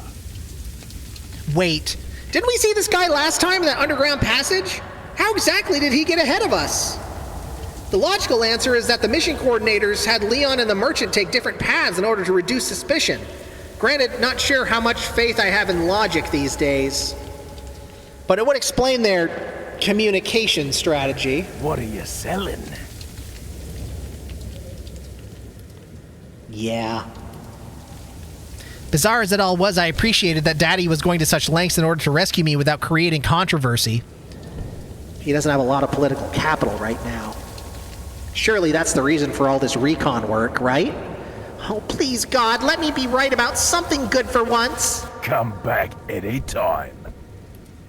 Leon and the merchant finished their bartering, and we resumed running down the rest of the bridge. Leon stopped abruptly in the middle of the bridge, turning his attention to the fancy radio buzzing on his hip.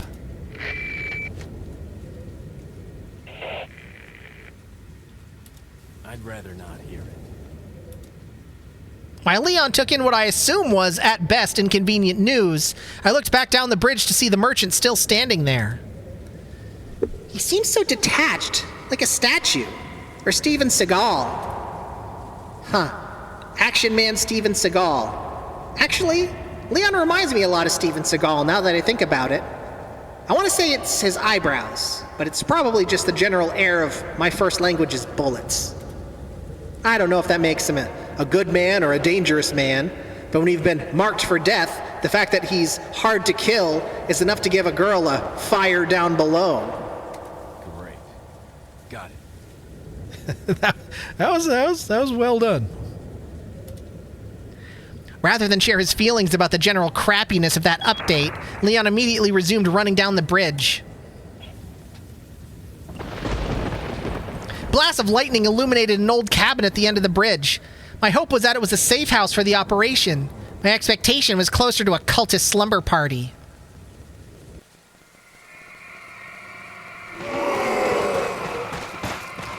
Darn it! I said I wanted to be right about something good for once. Good! Maybe we can go back the other way. You know, group up with the merchant, buy a rocket launcher. it's like everyone in the whole village is here. Hey, wait! What's happened to the merchant? Did they swallow him with their organized rage? Did he escape before they absorbed his polygons? Realizing that our peril was a tad more immediate, I looked to Leon in a panic. What are we gonna do, Leon? I hate to say it, but we're sandwiched all right. Quick, into that cabin! I certainly didn't want to be a Trashly sandwich, so I sprinted as fast as my tired legs could manage. Leon reached the door first and smashed it open, being sure to first scan the room with his gun drawn. I mean, I wouldn't call it thorough, but it's the principle I'm attracted to.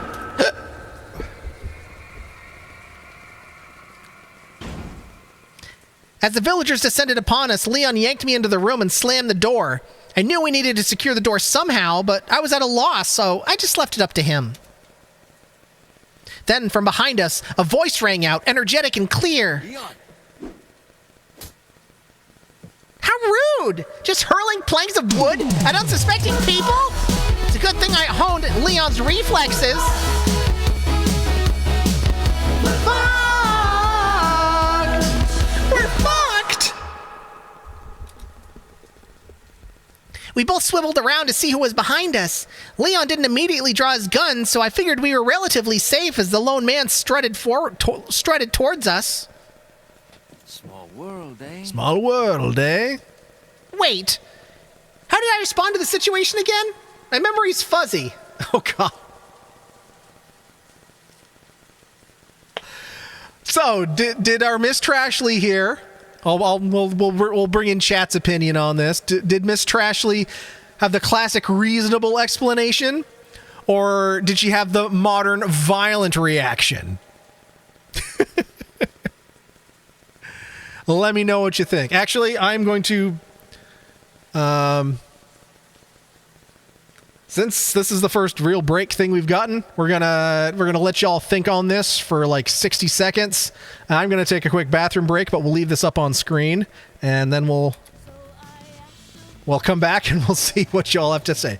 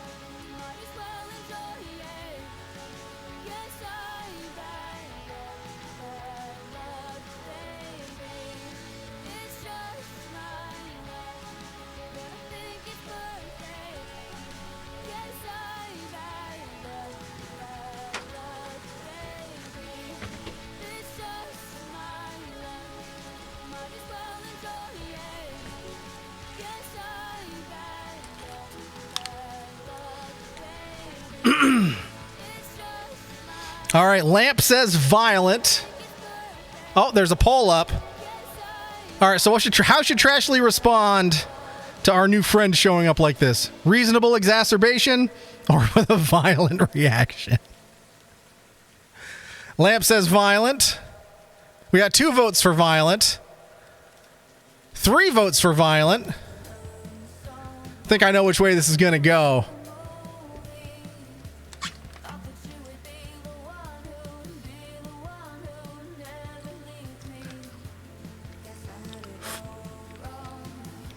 Tom says violent. Violence! Violence! Violence!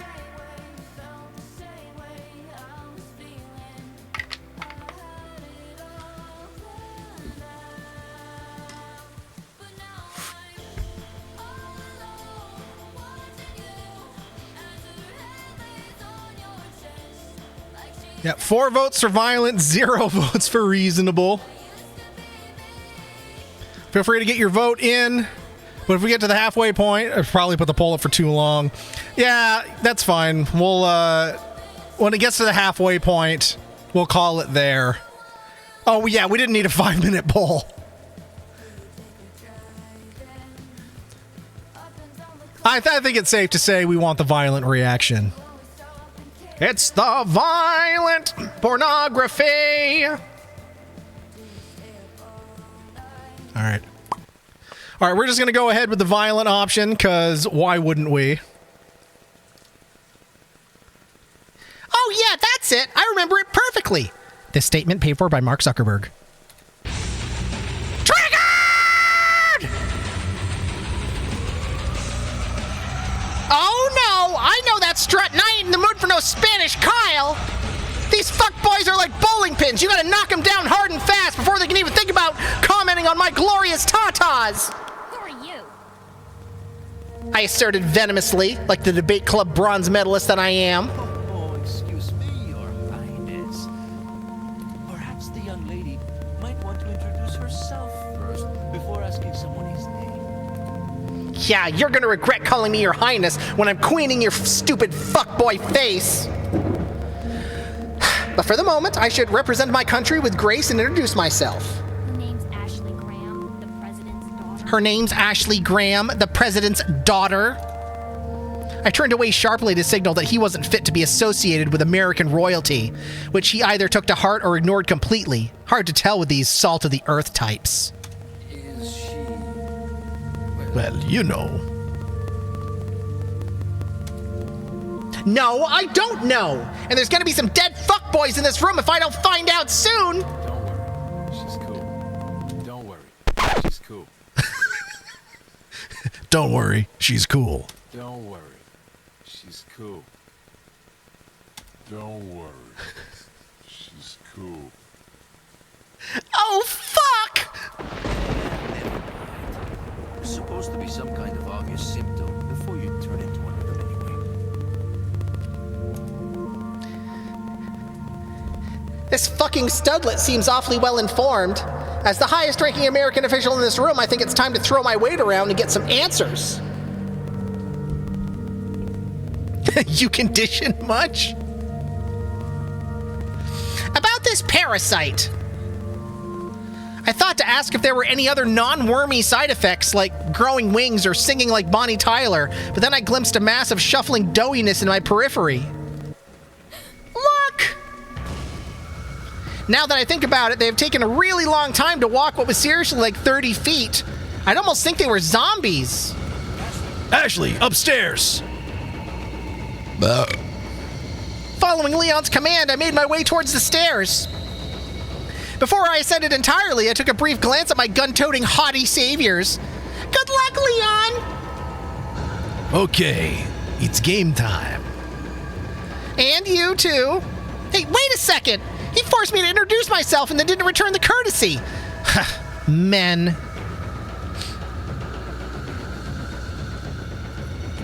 Lamau for the second time. I've been so lost on my laptop that my phone almost died.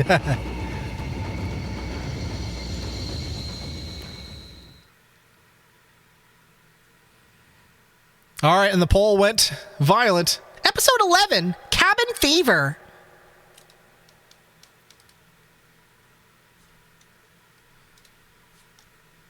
Once upstairs, I found a bureau and huddled inside. Adrenaline was coursing through my body, but with no way to expend it, I became nervous and fidgety. In an effort to distract myself, I pressed my ear close to the bureau door and listened carefully. Huh. Deja vu. Well, at least it's not a garbage bin. Will Leon and Don Juan really be able to deal with all those villagers? I guess we'll find out who's got the better plot armor. With the prospect of untimely demise on my mind, I couldn't help but feel guilty for what I had said to El Nino. Maybe I should have been so quick to anger. I mean, I don't know any Spanish men. What if fuckboy struts are just the cultural norm? That hardly seems like the worst thing. And also, it's a little hypocritical of me since I was definitely evaluating his package. Maybe I should apologize, assuming we survive. Oh shit! I blurted out when the pounding began. Giggity. I know my etiquette instructor would be mortified by my language, but screw her! She was never attacked by zombie cultists. Okay, Trashly, just calm down. Everything's gonna be fine. In times of great duress, it is prudent to relax the mind with calming imagery. Just like before. Breathe in, breathe out, breathe in. God, here we go again.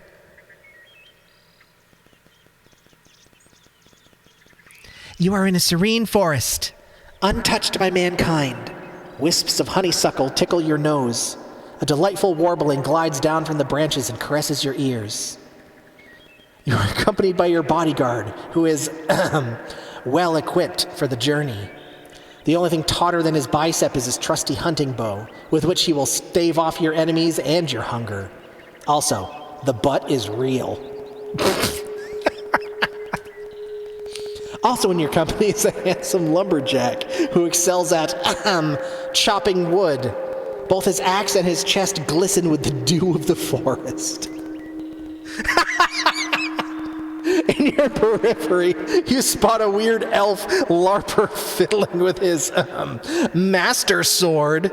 You pretend to ignore his lustful gaze while admiring his high cheekbones.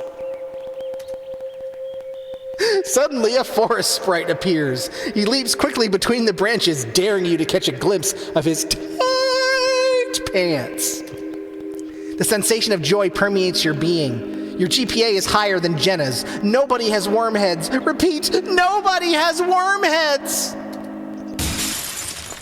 Uh-oh! Sounds like something crashed downstairs.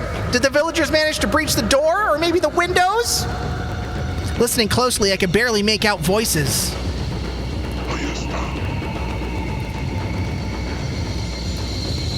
You know, now that I think about it, we're in someone's house. Are we the intruders? Property violations are such a messy legal territory. It's like everyone in the whole village is here.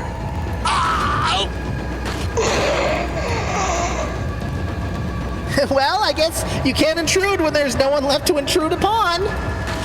A stream of gunshots from downstairs and moved progressively closer. Oh God, are they coming upstairs? Leon, upstairs. Jesus! I've really got to ask Leon for one of his guns. What are you trying to kill me? I held my breath and covered my ears as more gunshots were fired just outside of the bureau. Flash grenades in this tiny space? That can't be good for Leon's beautiful eyes. Did you send those invitations? I told you no more than 50 people. Huh, a confident quip or gallows humor? I guess we'll know shortly. The gunshots persisted for another minute, and I half expected to go deaf from all the noise. But then, without any warning, everything went quiet. The gunshots ceased, and I could hear footsteps descending the stairs. Propelled by curiosity, I peeked outside the bureau. Some bloodstains on the ground, but otherwise it was clear.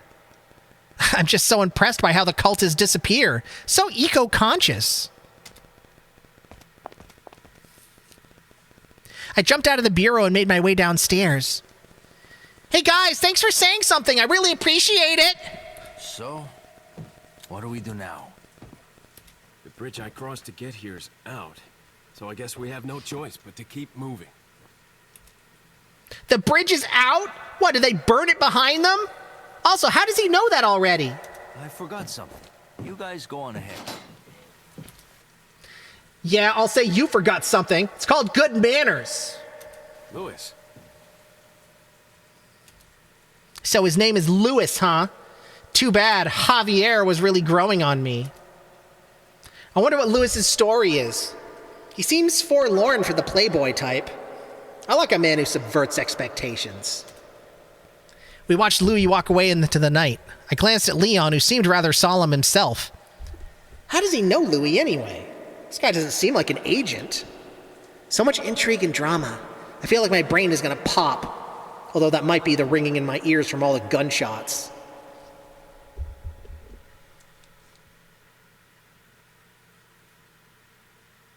Episode 12, The Sound of Silence. Hello, Trashly, my old friend. I'm ogling Leon again.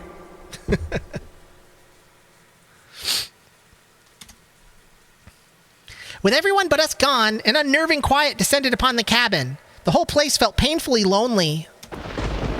All right, it's been a while. Leon, help. Leon, help! Jim!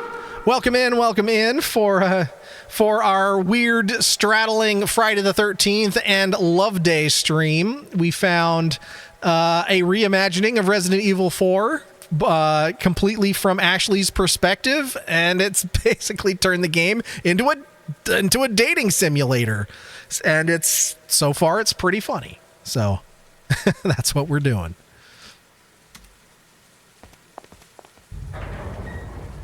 I followed behind him, because really, what else was I going to do? Still, I couldn't help but look back towards the obviously not out bridge and wonder if I'd ever see Luis again.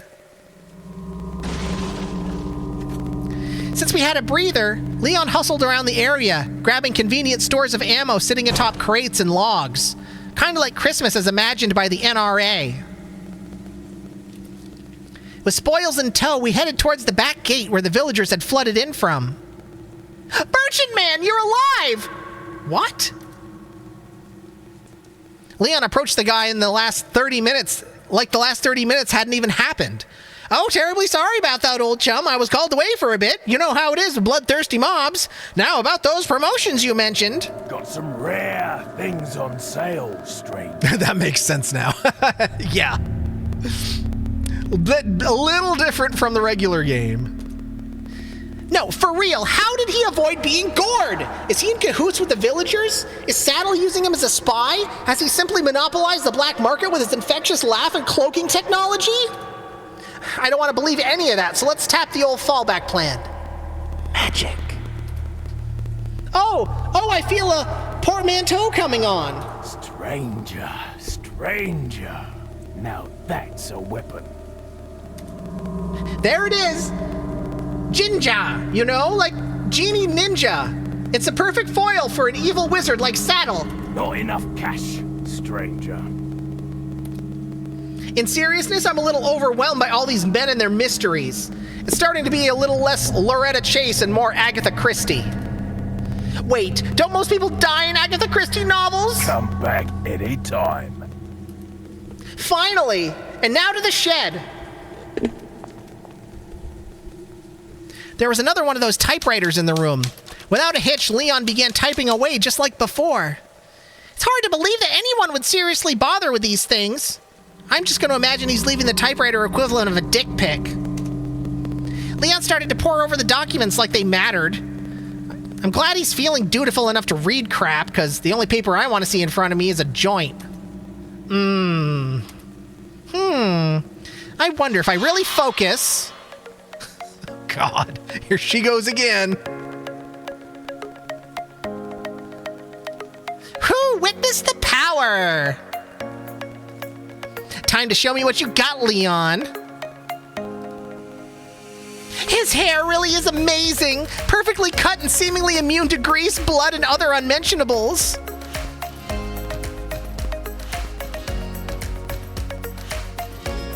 I admit it, the pants aren't the most flattering, but that's all the more invitation to imagine. Butts. You know, Leon has some weird protrusions below his shoulders. I'll just assume those are where his angel wings came off.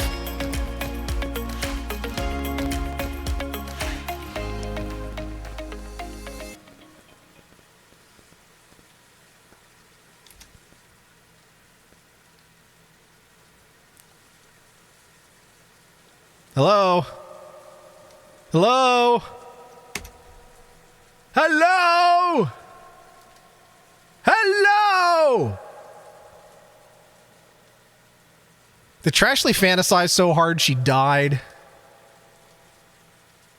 Hello?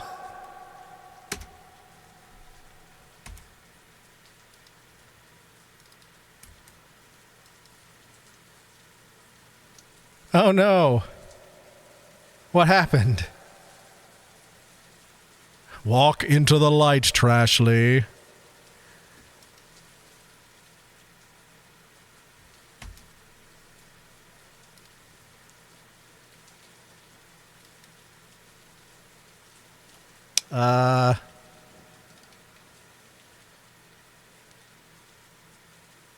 Sound alerts are offline.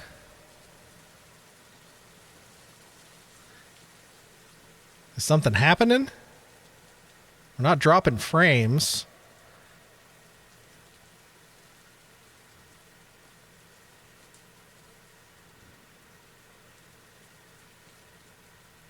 Huh.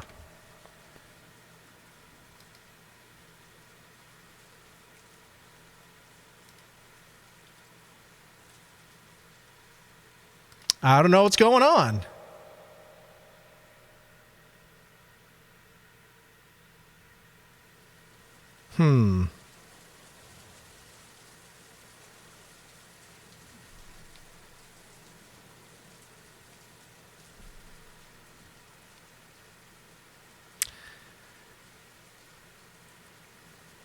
I'm hesitant to just click because this is running in a browser.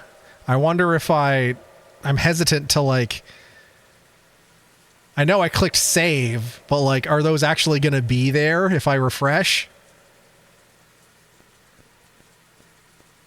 I mean, it's not doing anything as is, so that whatever. All right, I just clicked refresh. Load game. Oh God, there it is. Okay. All right. We're okay. We're okay.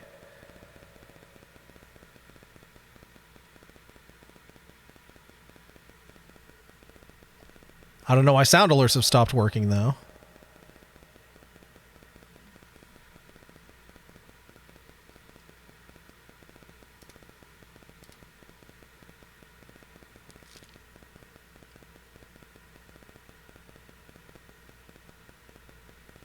What the fuck is this? Okay, I fixed it, I guess. All right, here we are. There we are. That's the right one. That was weird. All right, so we're picking it up here. We're going to have to go back through some stuff.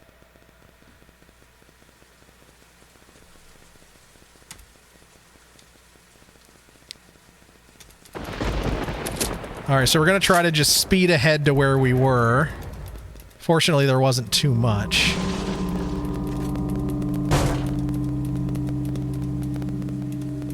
Got some rare things on sale, stranger. Not enough cash, stranger. Come back at any time.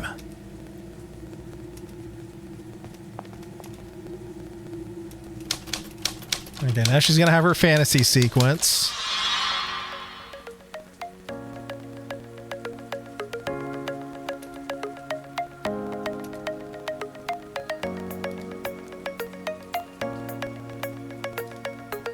His arms are impeccably smooth. It's so rare to find a straight man who waxes. Oh no, don't tell me!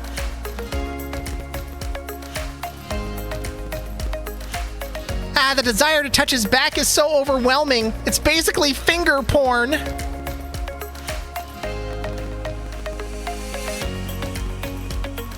Yeah, weird protrusions. Okay, we made it through. All right. We're all good. We're all good. Oh God, Leon is looking right at me. Was I staring at him too lustily? And more important, does he mind? He looked like he was ready to move on, so I scooted out of his way. Hopefully, I just seemed like I was zoning out. Damn it, Leon, what were you thinking? His mind is a complete puzzle to me. I wish he'd throw me a bone. I'm not the master of unlocking over here. I followed close behind as we left the shed and glanced at Jinja as we walked by. Oh, please don't talk to him again, Leon, please. Doing me a small kindness, Leon forged ahead to a small room embedded in the gate that contained a single lever. Oh, does he want me to yank that crank? The lever only moved left to right, presumably corresponding to the two sides of the gate. I assume we had to make a choice. Well, if anyone cares about my opinion around here, I'd choose... Oh, we get a choice here. Oh, and apparently we are up on an ad break, so we are going to run the ads, and when the ads are done, Whatever, we don't need to do a poll or anything. When anyone in the chat has a preference to left or right, we will we'll go with whatever option is the most popular. So should we go left or right? After these messages, we'll be right back. You know, looking at that looks a little sus. The positioning of it, and yeah, that does not look like this. We are not looking at the same lever that Leon is looking at. That with the flared base and everything. Trashly, no. Trashly, no. It has a flared base.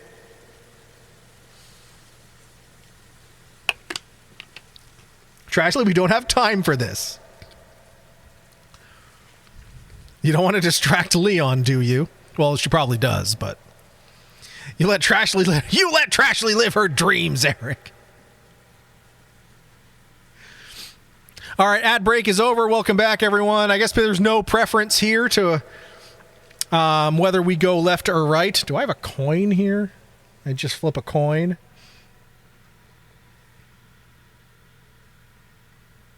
No, I don't think I do. All right, I'm trying to remember which one is which. I think, if I remember correctly, I think going right is the troll, and I think going left is through the weird encampment. I think that's what it is.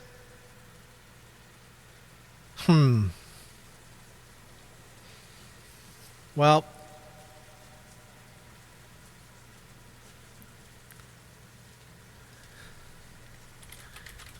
hold on.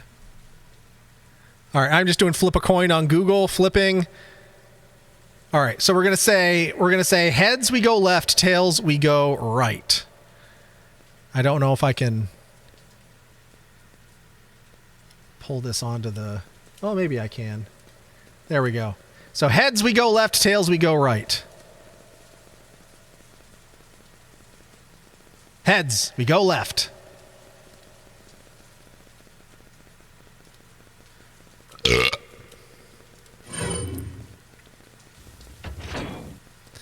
Leon picked the right path before I could say anything. Oh, jeez. I certainly hope it lives up to his name.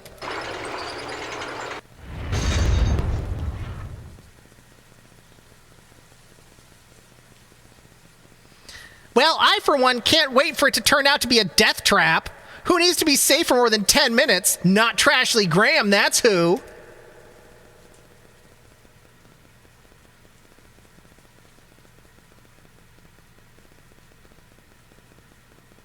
Episode 13. Two roads diverged in a wood and I took the one less traveled by. The door connected to another outside area that resembled a valley. Okay, so we are doing the troll one. That was actually what I was hoping for. The steep slopes and network of wooden fixtures gave me the impression of a dam, or at least some kind of funneling structure. That's probably a bad thing.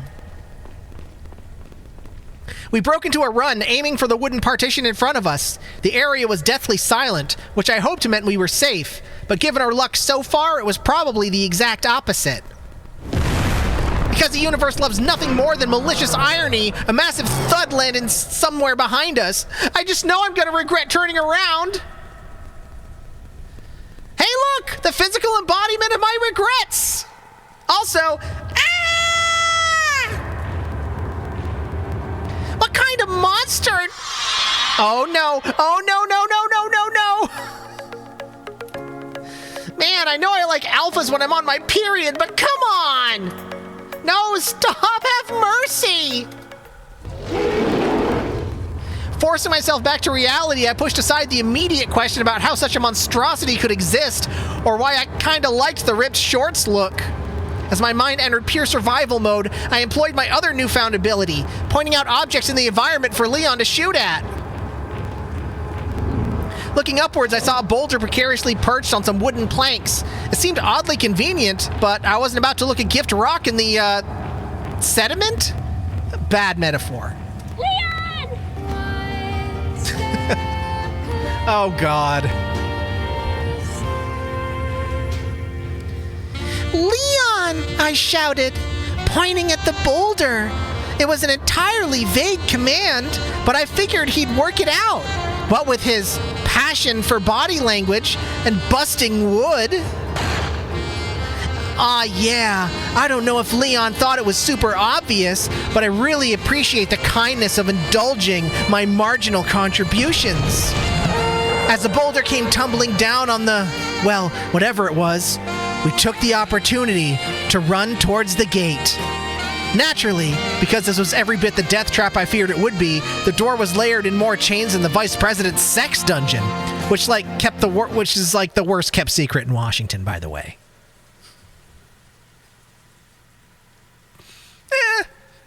Not too bad. With nothing else to do aside from panic, I turned my gaze back towards the monster, partly to monitor its recovery, but mostly because it was just so damn ugly. Thankfully, it seemed I could look at it safely from this distance without the parasite hacking my hormones. Now that I look at it, it kind of seems like a crossover between Quasimodo, the Hulk, and a toxic waste dump. Although, that's not a bad idea for a slash fic. I'll store that one away for later. In the meantime, I should give this big boy a name. Labeling your trauma is the first step to a successful recovery. Let's see, his most notable features, outside of being an abomination, is that he's tall, like a venti-sized cup of evil. But then, I know better than to overestimate a man's size.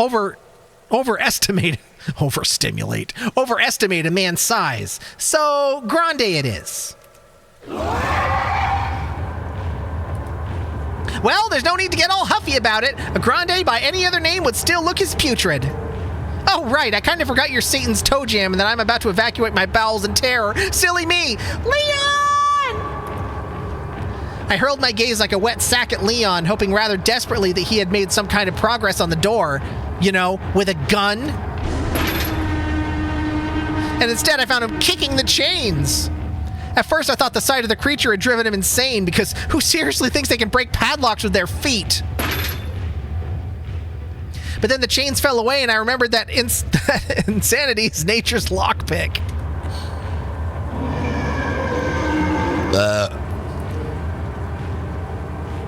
As the creature began storming towards us, we bolted through the newly opened door. On the other side were some small makeshift houses, which is overselling what were really just doghouses tailored to human height. Subsidized housing, man. Leon ran into the narrow opening that might loosely be called an entrance, swiping a chung key and some ammo from inside. Probably a good idea considering this building is about 60 yards away from being demolished. Speaking of which, I wonder how tall, pale, and ugly is faring with that barrier. And we're off! For reasons known only to God and maybe the government, Leon refused to run any faster than a jog. I know girls like a man who seems cool and disinterested, but this is like a little extreme. God, another gate! Is this how immigration feels? I'll never support border control again. The creature was mere feet behind us. It was over. It was going to trample Leon into a beautiful pulp and keep me as a Barbie doll to nibble my sweet little toes. Channeling his essential badass, Leon spun on his heels to make a final stand against the encroaching death tank.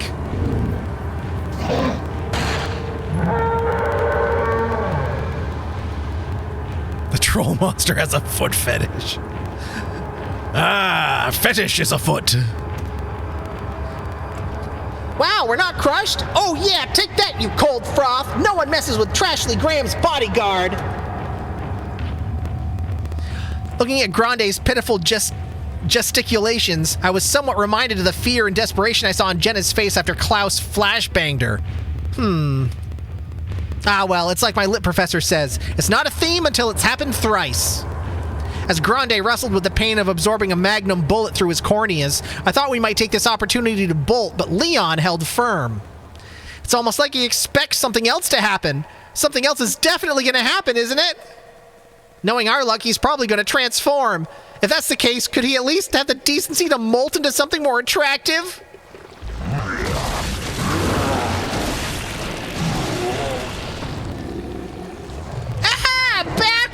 arms. I stared in awe as a disgusting spider thing sprouted from Grande's back like some blackhead from hell. What just happened? Why did my eyes go dark? Better to suffer the darkness of sight than the darkness of spirit, don't you think? Who are you? I don't remember inviting any other protagonists to my monologue channel.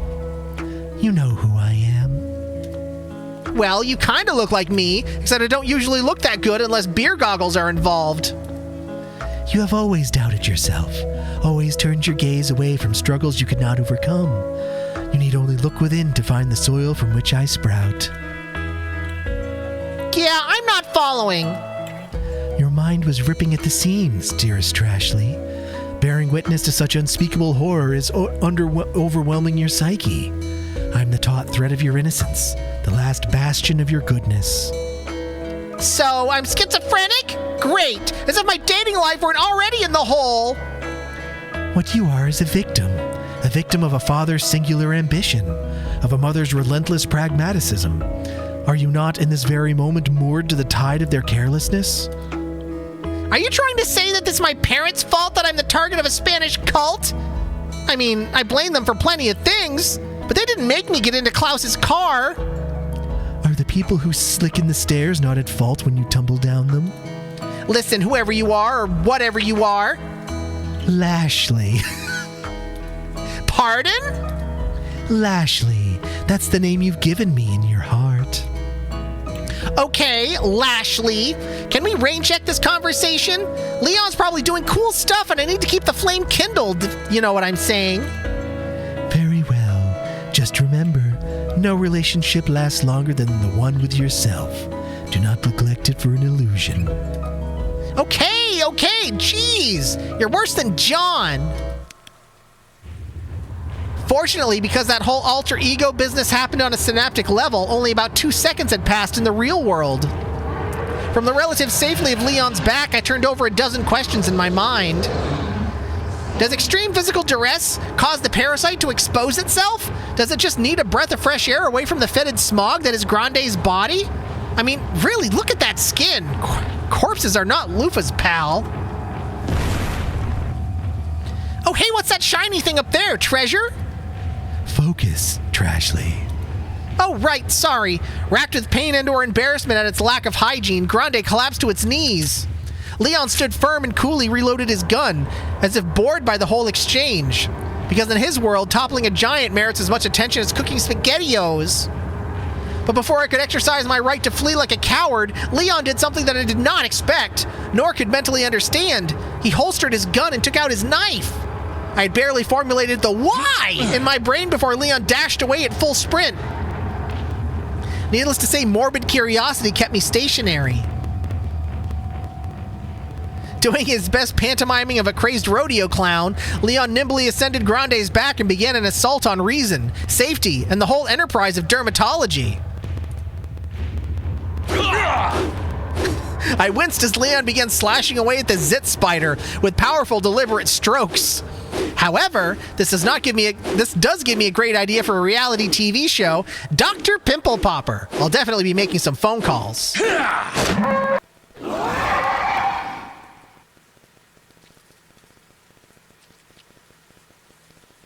Grande withered in what would have sounded to me like pain if I hadn't already forsaken the creature in my heart. Exploiting this moment of weakness, as all beautiful men are apt to do, Leon began to serenade the genocide giant with a lullaby. Powerless before Leon's velvety baritone, Grande collapsed into a deep slumber. Ha, just kidding. Leon just shot him again. At the apex of Grande's flailing, his body went weirdly rigid. I've played enough RPGs to know he's probably gearing up for a desperate final attack. I need to warn Leon! I'll just imagine that he heard me. Grande's body, much like the cultist, began to decay immediately, which seemed cool at first, you know, because who really wants to clean up 1,000 pounds of unwashed dad bod? But then I thought that his body dust might end up floating through the dam and into the local water supply. Major ew. American tap water isn't the greatest, I'll admit it, but by Jove, it's not laced with particles of evil. Leon stepped forward as Grande became so much dirt and pillaged the gold bars. Am I seeing this right? I know I shouldn't be surprised by that, but seriously, was Saddle feeding him gold? No wonder the old bastard needed all that cheddar. It's basically minion mix. Leon casually inspected Grande's golden remains and then stuffed them into his pockets. Kind of funky, not gonna lie. Made me want to bathe in Purell. So wait, Grande dissolved just like the cultists? That's gotta mean Grande was infected with a parasite too, right? And if you kill the parasite, the host dies with it? Okay, now Ashley, put those anime tears on hold for a sec. No need to jump to conclusions. Maybe Grande was a special case. I mean, was he ever even a man? I'm not necessarily screwed yet. Maybe there's still time to find a cure. And who's to say I'll turn into that?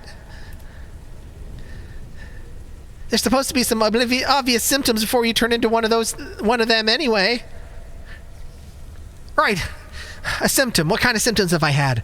Well, I coughed up the blood and there's the bubbles and... Oh my God, Lashley. You are the symptom! Get out of me, you filth! Breathe, Trashley. I am a symptom, yes, of a world that teeters between chaos and cruelty. I do not speak for your vital organs. Well, okay. I guess you would know. Just give me a heads up if you feel any, corrupting influence. I surely will. I looked back as we ran onward, fearful that Grande would rise from the dead, because at this point, why not? But there was nothing save for the careless whisper of the wind. Careless whisper.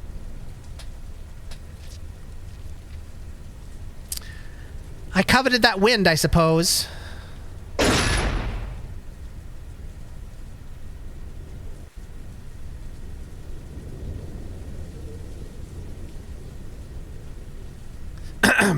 Now he uses his gun? Son of a bitch, Leon! Men have no right to say women are mysteries when they've got guys like this on their team. Not that that impairs my attraction, if anything.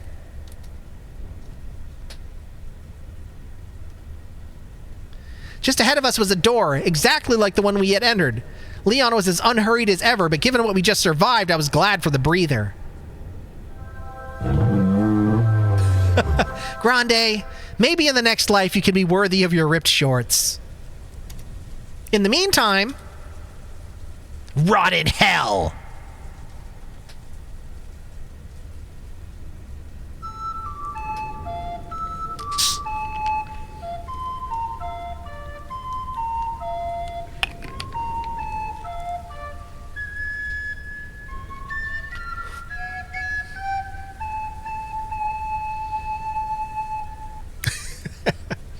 Such darkness lurks in your heart. Leave!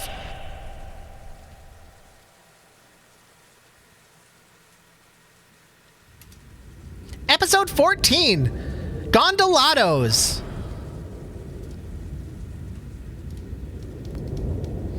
I inwardly sighed as the gate shut behind us, relieved to put that damn in the hopefully forever past. Against the backdrop of our recent ordeal, the relative peacefulness of this new area was quite striking.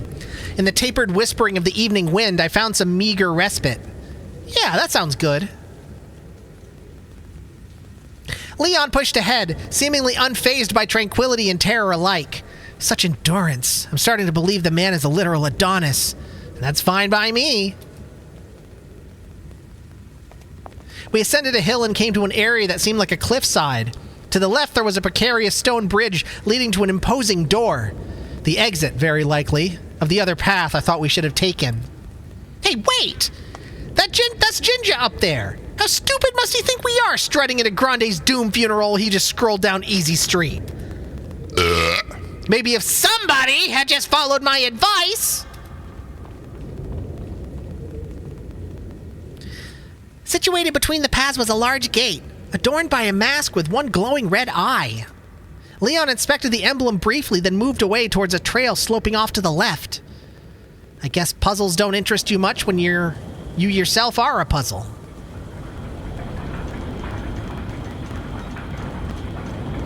At the top of the stairs, we stepped onto a gondola loading platform embedded in the mountainside. Love the patchwork sheet metal aesthetic they got going. Really reminds you of crippling poverty. The gondola cars moved up and down the line so innocently committed to their electric density. I mean destiny. It reminded me a lot of the American Rust Belt. Charming as an idea in a third world sort of way. Fortunately, us coastal elites are much too savvy to ever get on such an obvious death trap. Oh my god, wait for me, Leon! Okay, so we're on a rickety old gondola car, suspended who knows how many feet over the Spanish abyss. But it's cool. We're cool. It's not like anyone else would be riding this thing at this time of night. Right? What does your heart tell you, Trashley? Not nearly as much as that rifle! I wish I could see what was going on! Close your eyes. If you want to truly see, you must forego sight. I'm hip to that! Aside from Leon, sight hasn't done me a whole lot of good so far. Shh! Let us focus.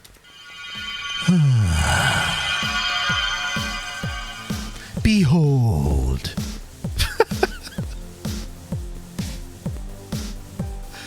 Oh my god.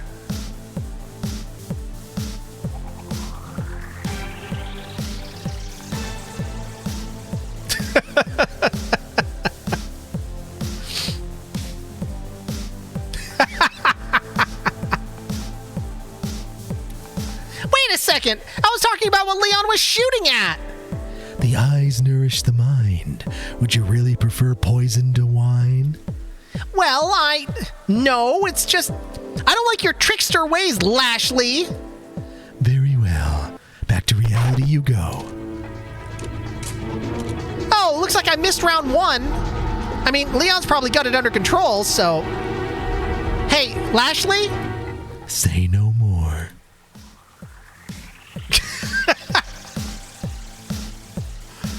Oh god.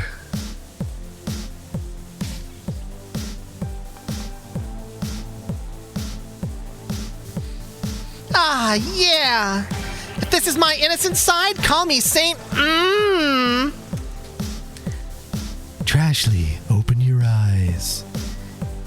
Seriously, you're the one who put these images in my head. Ah!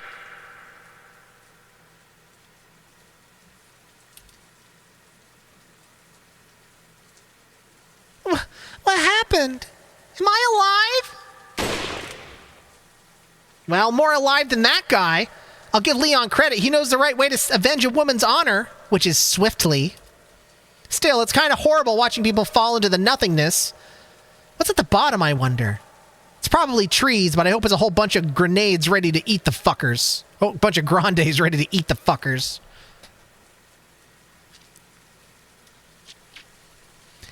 Now on stable ground, I took inventory of my pain. Yeah, seems like a pretty good amount.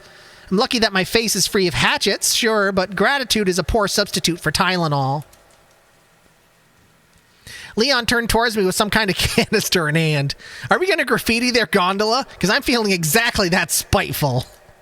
Whoa, why is he aiming that at me? What is this? Pesticides to keep the bugs from eating my battered flesh?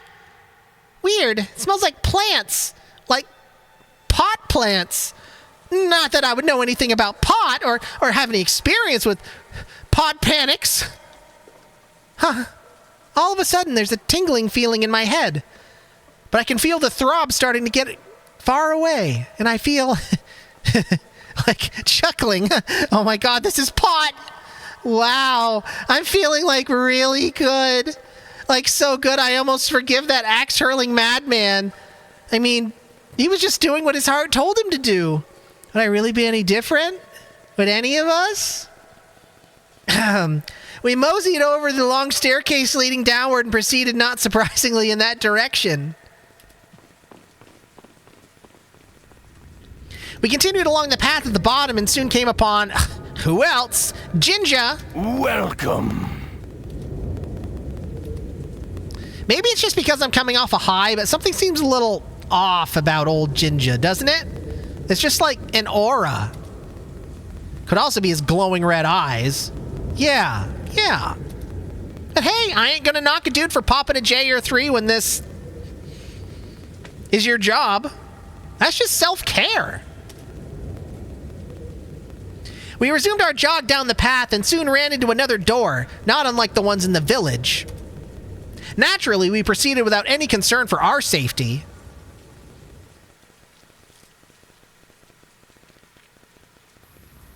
Episode 15. Who cut the big cheese?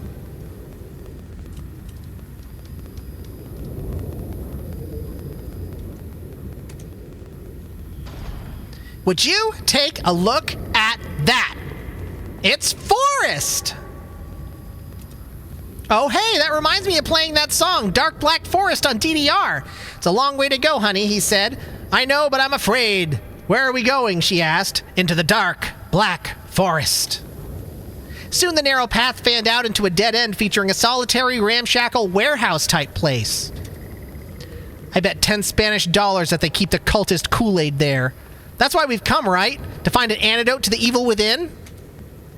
As we approached the door of the building, I swallowed hard, trying to fight back the encroaching sense of loneliness and dread radiating hardcore from this place. Still, I tried to seem brave, if only for Leon's sake. You better stay outside. You better stay outside. Ashley, go hide. Yeah. Well, that's a load off. Time to cower! There wasn't exactly a ton of hiding spots, and I thought it unwise to back myself into a corner, so I nestled myself between a nearby tree and some weird log shed. From my excessively dingy cover, I watched Leon carefully open the door and become one with the darkness. I wonder what Leon's going in there for. Maybe to meet another secret agent? That doesn't explain why I'd have to hide. Oh, unless he thinks they might double-cross him. Drama. At the same time, it seems pretty dangerous to just leave me out here, in the open, in the middle of the forest, in the dead of night. Oh crap, I just remembered I'm vulnerable and terrified. Man, I never thought I'd miss the dumpster. Garbage sanctuary!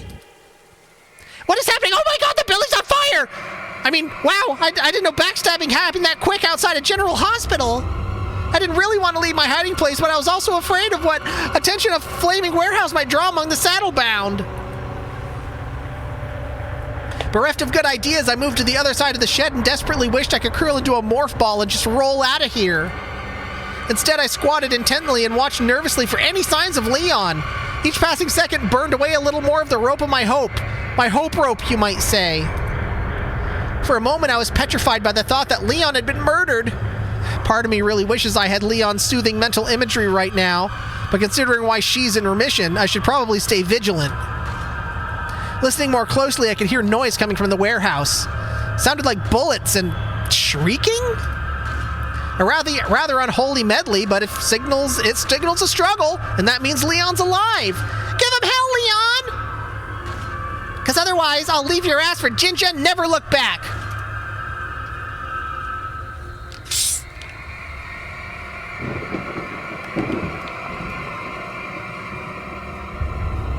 Another few minutes passed and eventually the sound dissipated. I took a chance and ran up to the building, trying to hear better while avoiding first-degree burns. I heard something collapse, but it wasn't from the inside. I peeked over the corner to the side of the building. I half expected to see Jinja standing there. Actually, did Jinja know about this? Did he tip off the secret agent? Is he the secret agent? Did he teleport into the building? Is it the coat? Is it the source of his power? So many questions. As if to undercut my mounting anxiety, Leon tumbled through the hole in the siding and rolled coolly to his feet. Oh my gosh, Leon is safe! I'm safe! Woo! Take that, Ginger, you potential traitor/love interest. I ran up to Leon, who looked a little scuffed and bruised. Good look on a man, I might add. Shows character. Maybe I could inquire further about the preceding incidents. You know, so that he knows I'm thinking about him. Will you marry me?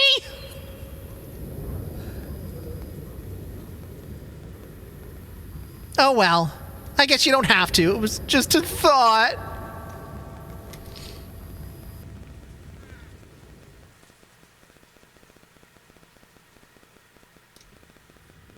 Episode 16, The Egg, the Bass, and Other Things.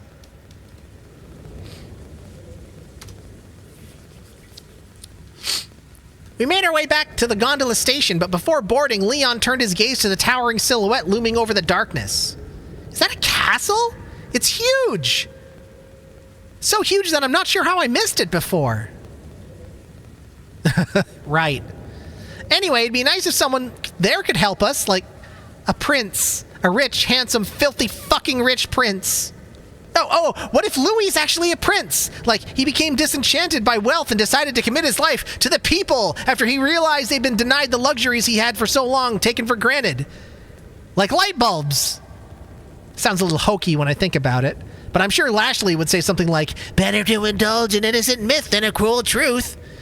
Rest in peace, his weird side of me.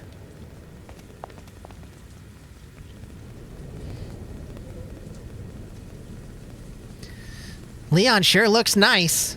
Wisps of fog only accentuate his excellent jawline. And his arms, so smooth and defined. It's not often you find a guy who can balance muscles and Metro. I wonder what else he keeps shaved. Dirty thoughts. Huh. Sure is quiet without the threat of assault. I might not get many opportunities like this to chat with Leon. Maybe he'll answer a question or two. Hey, Leon!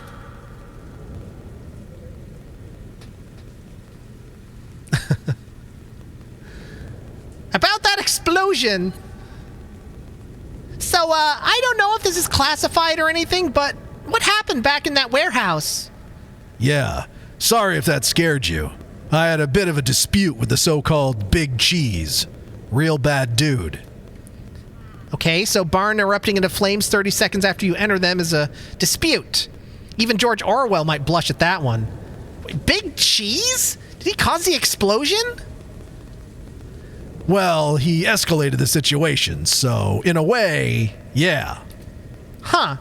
So, what was he like? Well, after I shot him a few times, his torso detached, or more like his spine grew to the point that he separated from his legs. And he grew some arms out of his back, which he then used to fling himself around, kind of like a gymnast. I should mention these arms were very long. That's what you mean by escalated situation? Yeah, 100%. Oh, well, I mostly wanted to know if he was a secret agent. No, I think he was the mayor. Oh, okay, Leon.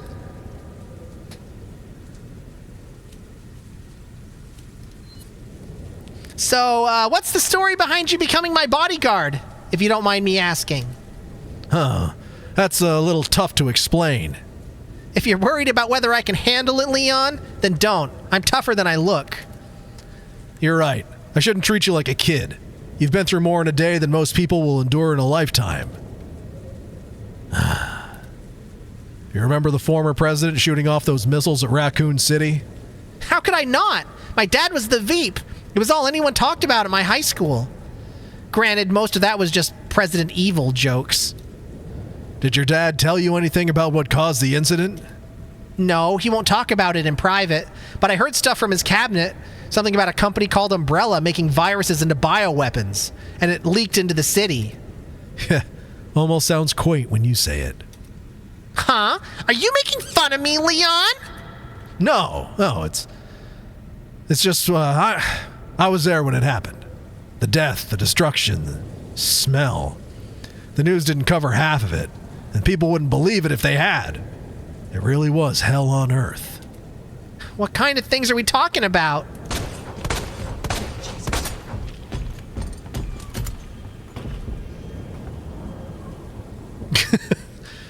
It's too horrible to describe. Let's leave it at that. Yeah, probably for the best. But what were you doing there in the city? Did you get stuck in the quarantine? Actually, I just graduated from the police academy, requested an assignment at the Raccoon City Police Department. It was supposed to be my first day on the force. Because I was young and stupid, I drove into town to see if I could help. Kinda hard to say it was bad luck when I put myself in that situation. Aw, Leon, I sympathize with stupidly driving off to places you don't belong. Sounds to me like you should get an award for worst first day ever. Yeah, I guess my superiors thought so too. That's how I skipped a few rungs on the career ladder and wound up in the president's service.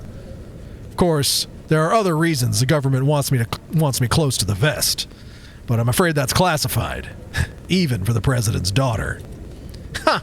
Just you wait, Leon. I'll get my security clearance and learn all your secrets. Your call, sweetheart.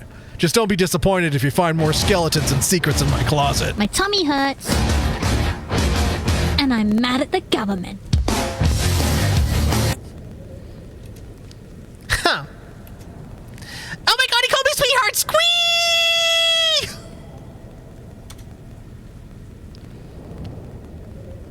The gondola came to a halt, and with it my fantasy of continued conversation.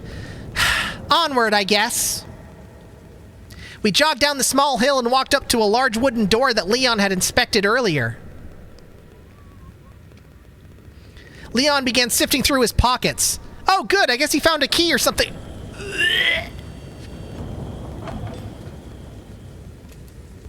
Sweet, merciful Jesus! I like how amidst all the detail I didn't ask for, he conveniently left out the part where he plucked an eyeball out of a dude's face! Was that before or after his legs filed for divorce? Well, at least where he's going, he probably doesn't need eyes to see.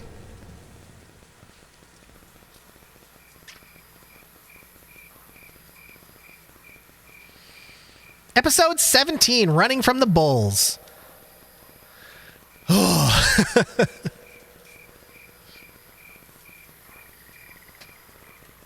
All right, well, it is 11:42. How we feeling out there?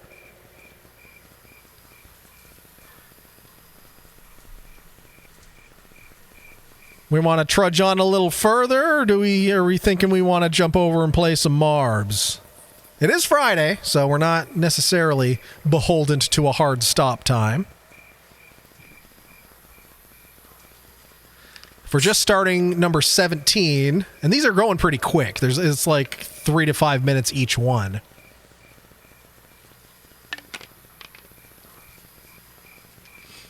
If you go to a nice even 20, and then call it there, and then go over and play some Marbs, what do you think?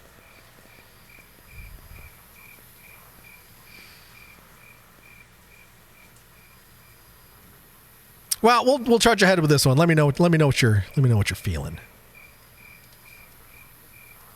We stepped through the gate and...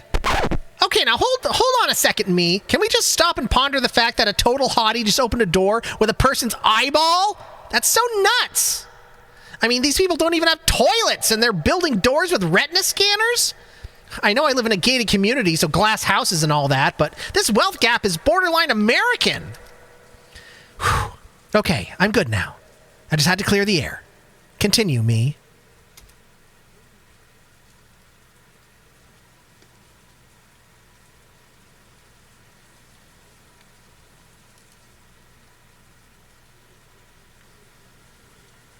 Oh, thought I heard. Where was I? Oh, right. On the other side of the gate was a very tight path leading up. The path was enclosed by rocky embankments that were totally climbable, but Leon seemed fine with walking the old straight and narrow. It's not like we're trying to escape the area bristling with hostility or anything. What's that rumbling sound? I looked behind me briefly, half sure that Grande would make a grand re-entrance into the world of the living. Holy Grande Latte! I knew I'd jinx it! Death be damned, he'll feast on my lovely lady bones yet! I spun my head forwards and was relieved to, 1, find Leon, cocked and ready like any good man should be, and 2, that Grande had apparently been reincarnated as a mere truck. A truck that is driving straight towards us on a narrow path. Yeah, that embankment's looking pretty scalable right now. I thought about bolting, but Leon held firm. If I run now, I might distract him, but I might also get him off this road. Well, I don't want him to think I don't trust him. Men love a girl with undying certainty in their manly ability to succeed amidst unreasonable odds, don't they? That certainly feels true. Truck that! Run! As if sensing my desire to flee, Leon steps back and raises his weapon to the right. His weapon to the night. I can't run now. It'll throw off Leon's aim, then he'll be crushed. It's my moral obligation not to let that happen to his hair. Don't make me regret this, Leon.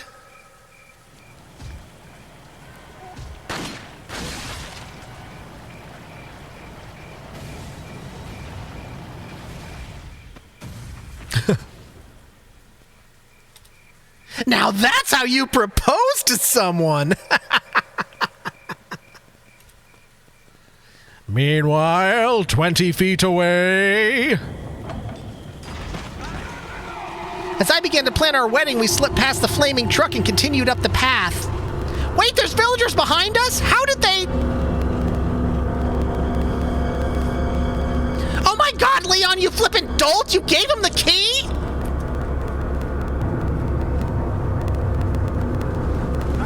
With the villagers doing their best impression of a stampede, Leon and I looked honestly at one another. His eyes said, I got a plan. My eyes said, this is your fault! On the other side of the bridge. Because where else are we supposed to go?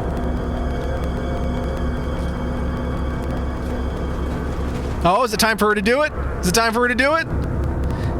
As the villagers drew uncomfortably near, I temporarily forgave Leon for his earlier poor judgment and looked to him for guidance. He flicked his eyes at a crank to my left. She's gonna do it! She's gonna yank that crank! You take that one. Such plans, much thought. Yank that crank! Yank that crank! Ah, look at the rust on this thing! And I thought I've gone too long without a loving touch. Focus, Trashly. Cultists! Cultists with torches! I took hold of the handle and looked to Leon for a signal. I knew it was just going to be more quiet body language, but I imagined a seductive wink, blown kiss combo. Anything to keep the spark alive. Ready? Wow, actual words! I'm so motivated. Let's push this crank, Noodle Arms. Push it real good! Yank that crank! Yank that crank! Yank that crank!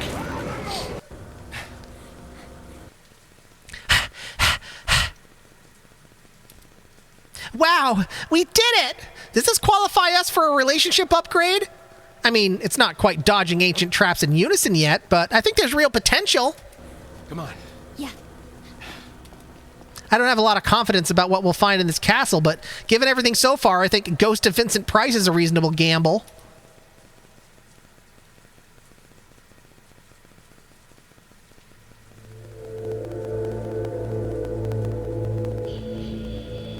Oh, well, here we go. That was the end of the first chapter. So we'll this seems like the perfect place to save it then. So, and it ended with Trashly yanking a crank. So there we go. Perfect place to end it.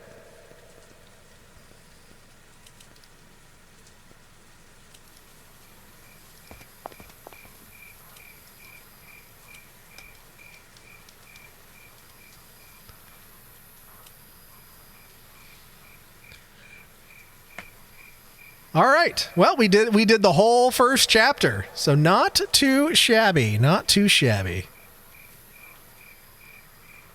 Wait, I have an inventory?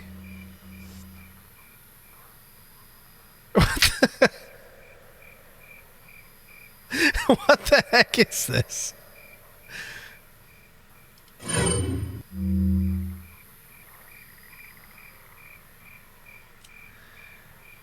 All right.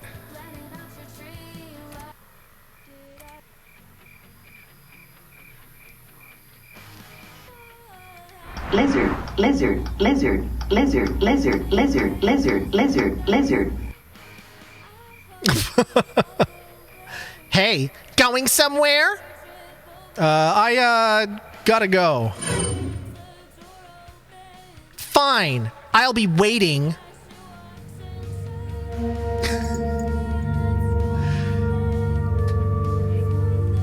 I'm surprised at the amount of work that went into this. I really am.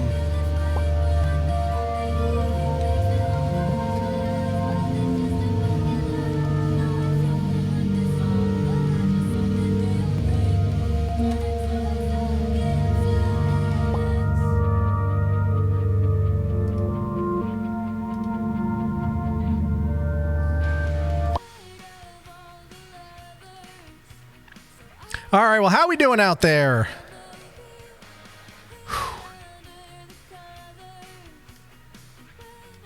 I'm glad I still have a voice going.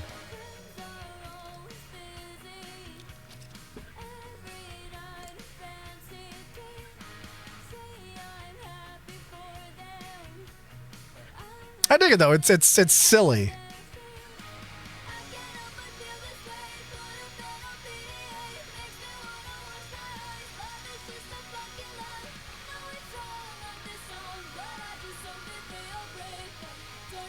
All right, calling all Marb stars, calling all Marb stars. It's time to roll, it's time to roll. Come on down to the service desk and get ready to play some Marbles on Stream.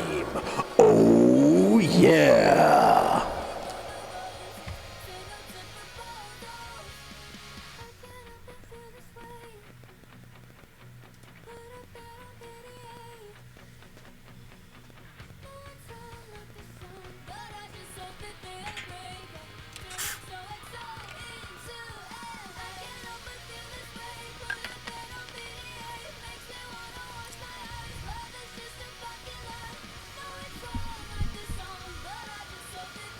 All right, I'm not sure who's still hanging out there, but horror movie marathon weekend has started with the movie Rounding, which is a great tie-in with Marbs. Hey, there we go. Exclamation point play, everybody.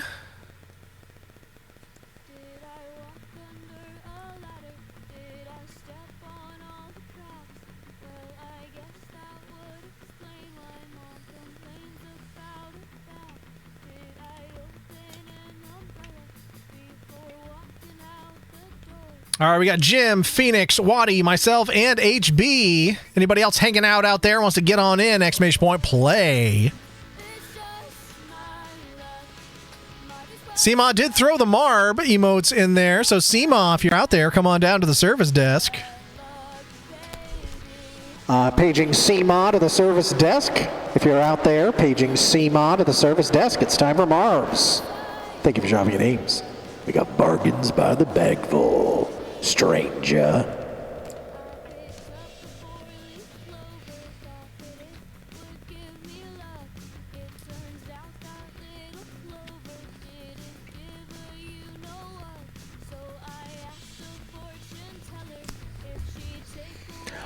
Paging Chris the Lamp, if you're still out there, it's time to roll some Marbs. Paging Chris the Lamp, if you're still out there, it's time to roll some Marbs.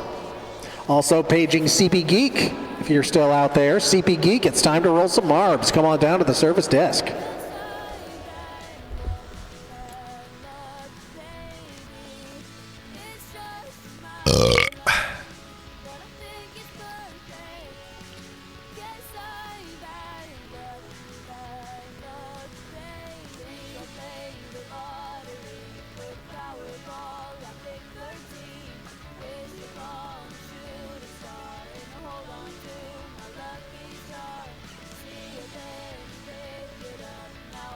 Yeah, I don't know. Maybe it's just us. Maybe we'll just get rolling here and hope we can pick up a couple more Marbs along the way.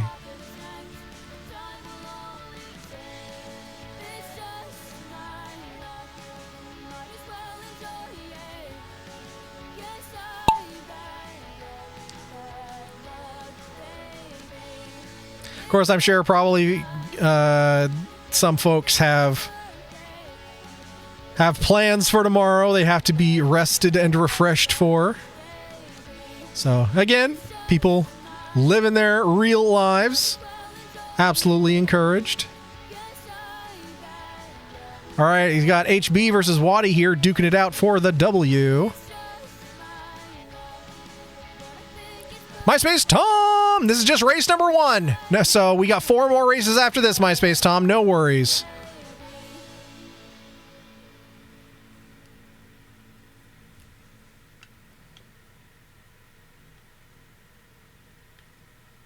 All right, HB in the lead, your boy in second. Jim in third. Oh, that looks like a deadly laser. You better avoid that deadly laser. Oh, we got a couple deadly lasers.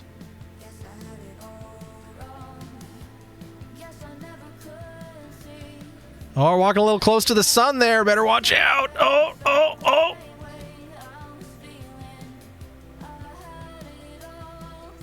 So far, everyone making it past the deadly lasers. Jim has moved into the lead here. HB down in second. Your boy into third. Now HB back in the lead.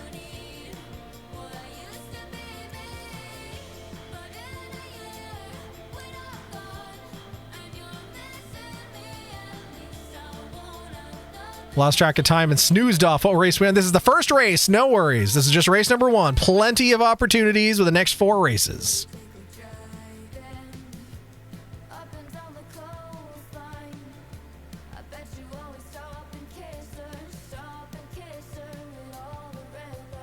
All right, Jim is back in the lead.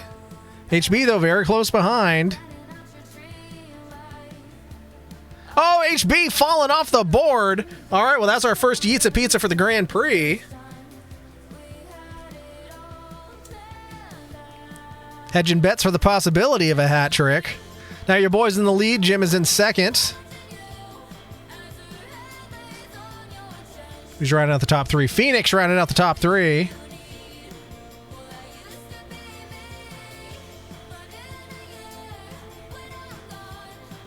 Oh, pretty neck and neck here.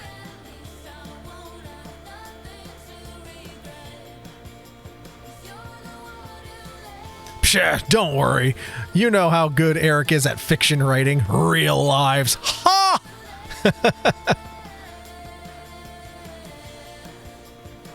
I'm just using my imagination. Lives are what are these mythical lives of which you speak? You know, it's that in-game currency where you can restart after falling off the course. Oh, duking it out here. Who's it going to be?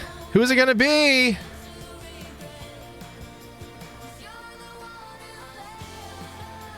Oh, and Jim for the W. Duking it. And Phoenix dropping me down to third place. My Marb was just dawdling back there. But Jim with the W, Phoenix in second, your boy in third. Now we're just waiting for Waddy to lock in fourth, which is half of 8. Life as in-game currency is very funny to me. Oh, and Waddy dropping through the course there. Joining HB for some Yitza Pizza. But let's move on to race number 2, Electric Boogaloo. Elegant Celestial Trail. Exclamation point play.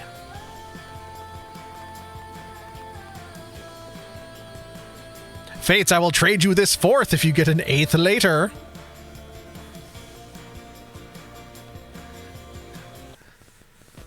Doling out 4ths and 8ths like in-game currency.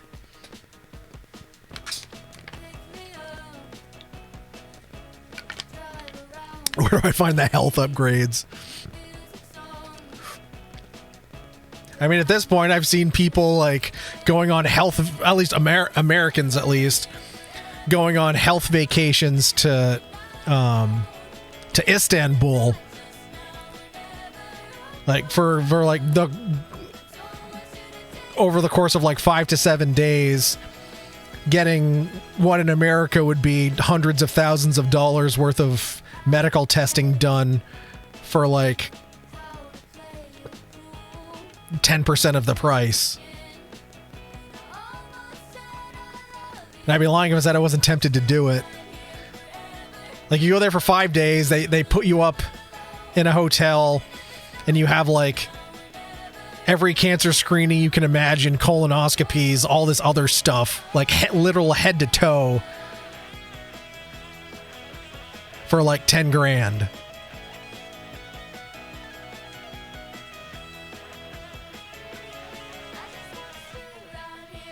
All right, we got 6 Marbs on the board. Oh, I guess I should jump in there. All right, we got Seema, Jim, Waddy, myself, MySpace Tom, Phoenix, and HB. If I didn't say your name, you're not on the board. Well, if we just get Fates in there, that opens up that coveted 8th place position.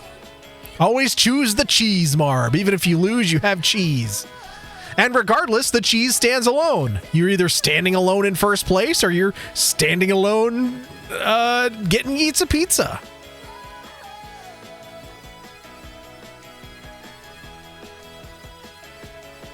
You got to look for a giant red floating plus sign in a room nobody usually goes into. All right, who was that? That was Fates getting on the board. All right, we got our 8 Marbs. Awesome. Now the possibility of hat tricks is present. So again, we got CMod, Jim, Waddy, myself, MySpace Tom, Phoenix, Fates, and HB getting the opportunistic drop there. So unless anyone else is out there wants to jump on in, now is our opportunity to roll. All right, it's 12:01. It's officially Love Day. Happy Love Day, everyone!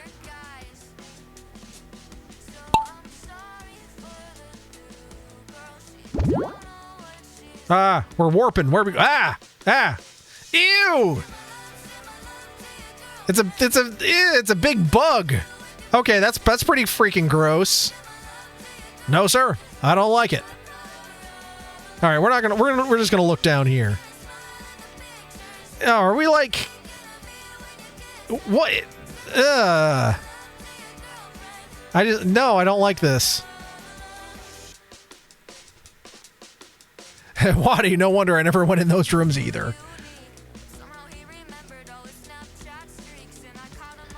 So we're warping from leg to leg, all nimbly bimbly, from appendage to appendage. Yeah. It's kind of a gross course. And eventually, I guess we're going to warp all the way down there and then have to route all the way back under its underbelly. Somehow the world record on this course is 2 minutes and 5 seconds. Oh, God. Oh, it shits us out.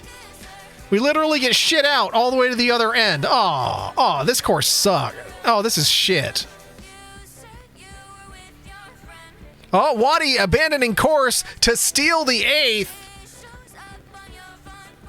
Well, I guess, is it stealing if Waddy gets the 8th? Laying claim to it, I suppose? In terms of birthright destiny or something. Phoenix in the lead. Your boy in second, but getting to peddling.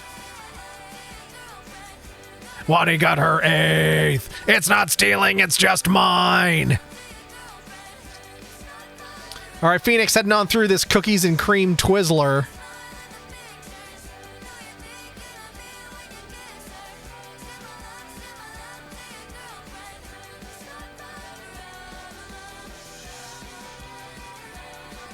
All right, Phoenix bringing us to a conclusion of this gross insect pooping course with the first W. CMod joining Waddy for some Yitza Pizza. That's Jim versus MySpace Tom for second and third. Looks like Jim's locking in that sexy silver second.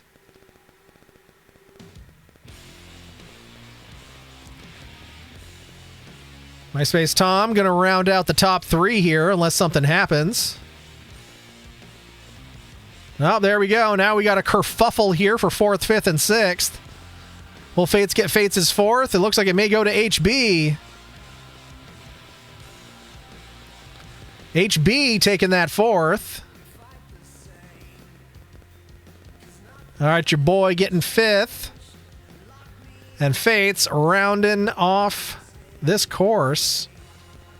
Phoenix with the W, though. Phoenix in first, Jim second, MySpace Tom in third, HB fourth, your boy fifth, Fate sixth, CMOS seventh with some Yitza Pizza, and Waddy also some Yitza Pizza, and getting Waddy's 8th.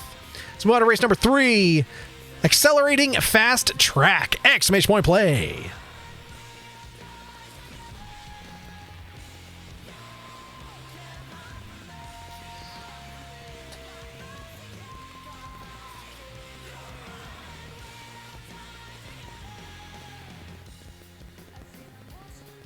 And again, if you missed the introduction at the start of stream, our music this evening is brought to us by Salem Darling, whose collection of like angsty female perspective music is felt like a good fit for our trashly led game tonight. Who also dropped a brand new song today for the Friday the 13th. So we got Jim, Phoenix, Waddy, MySpace Tom, Seema, Fates, and your boy. That's 7 Marbs. That's 7. Think we're just missing HB. And then anybody else who's hanging out lurking wants to jump on in, we'd be happy to have you.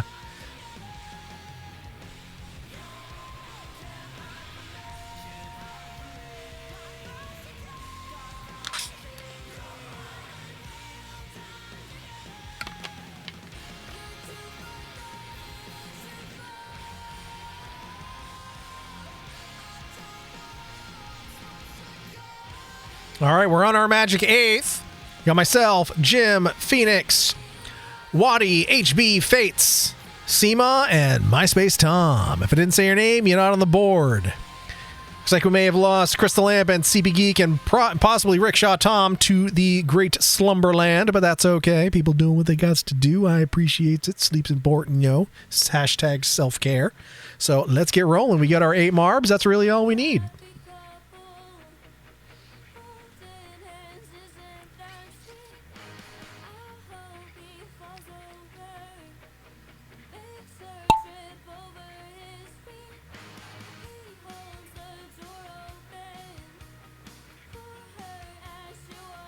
Looks like Phoenix got the opportune drop here.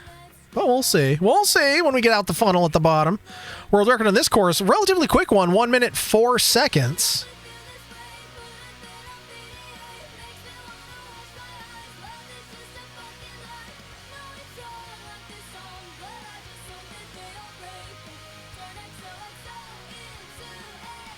HB's heading off to Dreamland soon. Good night, everyone. Good night, HB. Thanks for hanging out with us tonight.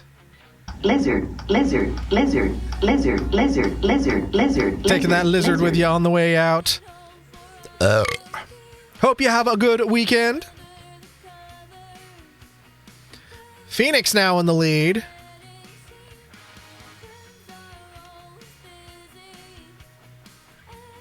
Oh, but Seema closing the gap as we head into the paddleboard. Oh, Seema scooting through, not getting to pedaling. Seema with the W. Here comes Jim for that sexy silver second. Locking that in. MySpace Tom rounding out the top 3. Sweet dreams, HB, says Seema. And Waddy for 4th. That's another 4th for Waddy. We'll see if Fates picks up that 8th if we were going to have a trade. All right, your boy in 5th. Now we're just waiting for Fates, HB, and Phoenix.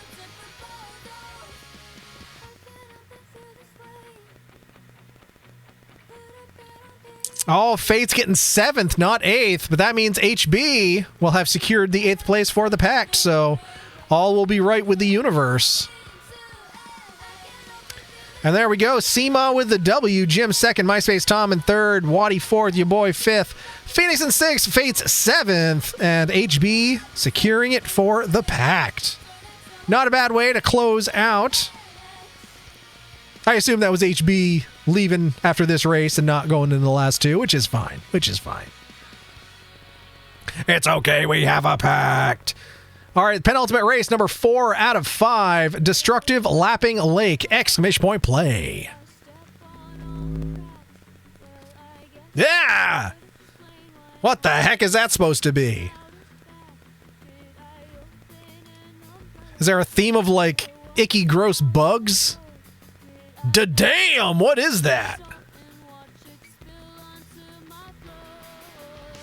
It's like a little grub with wheels.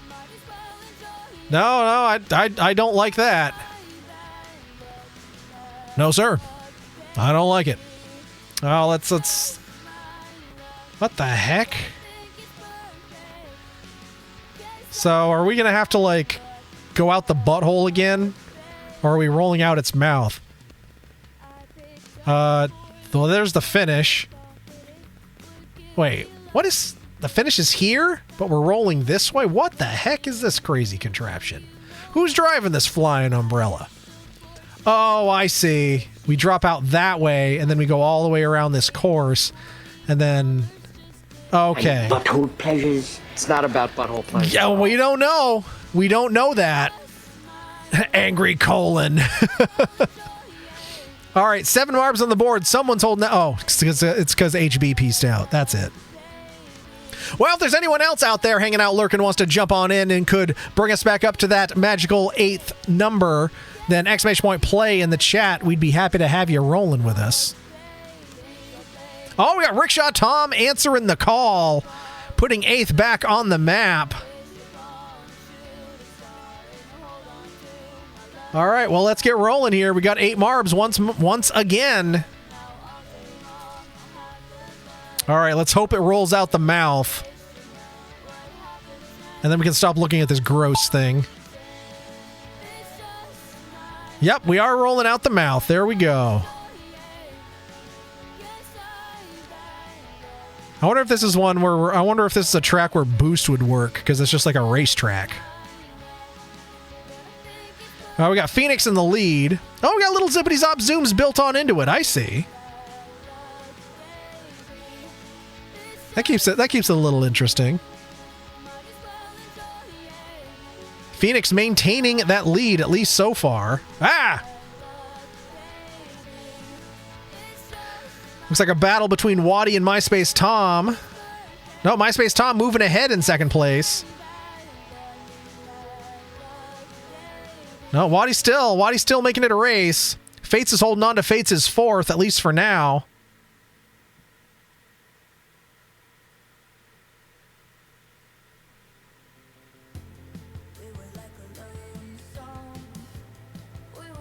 Phoenix doing a pretty good job holding on. Holding on for one more day.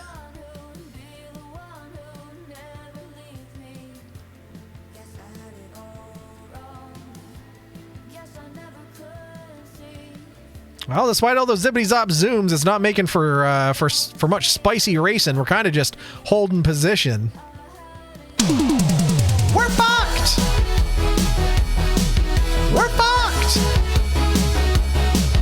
We're fucked! We're fucked!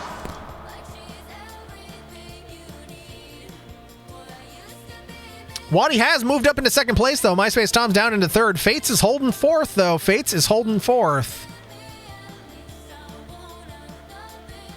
It's Phoenix's race to lose.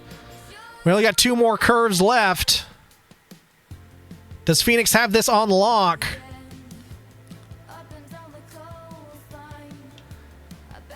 All right, and Phoenix got this thing locked down. Waddy second, MySpace Tom third. Fates got Fates' fourth. Seema fifth, Jim sixth, Rickshaw Tom seventh, and that's all the places and all the positions there. Phoenix with the W. Eric, how dare! I didn't mean to. I was too busy counting the race to see what position my Marb was in. Yeah. I'm a dirty, stinky, poopy head. For daring to steal an 8th. Yeah. All right, but it is now last call. Move on to last race. Deep Deadly Blank. Last call. The store is closing. Bring those final purchases down to the service desk. Last call. Thank you for shopping at Ames. For putting all your bargains in the bag.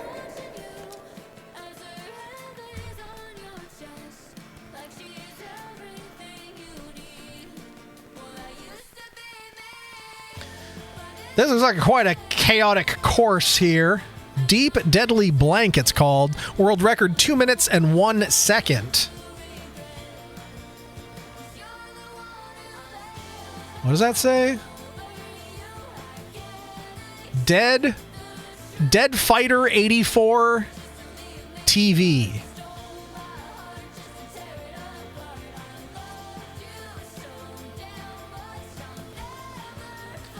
All right, we got 7 Marbs on the board. 1 person holding out on us. Holy crap, look at this.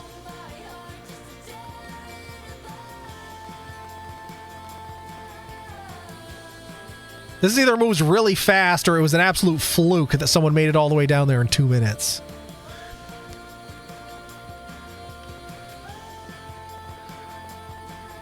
All right, we got Jim, Seema, Rickshaw Tom, MySpace Tom, Phoenix, Waddy, myself, and Fates.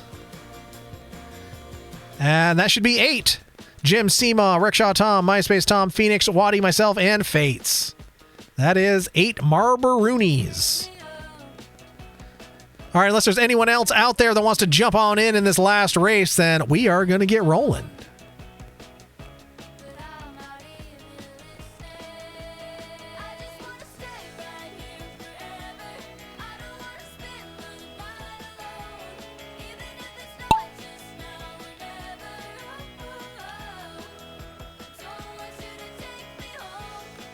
All right, getting shoveled up in these tubes. We'll see who's going to come out the funnel first. Then start that long journey downwards. Holy crap. Oh, yeah. Okay, we're all over the place here. All right. I guess this is going to be a relatively quick race. All right, looks like Waddy leading the charge. If I'm not mistaken, I think Waddy just needs a W to pick up the hat trick. I don't know if everyone else is checking their stats. I think I would need, I think I am out of the running for a hat trick because I need both a Yitza and first, and that ain't going to happen. Seema, how did you get down there? All right, Seema's in the lead, apparently. Somehow. Seema playing some Marb magic on us. You got the tricky hat on your head already.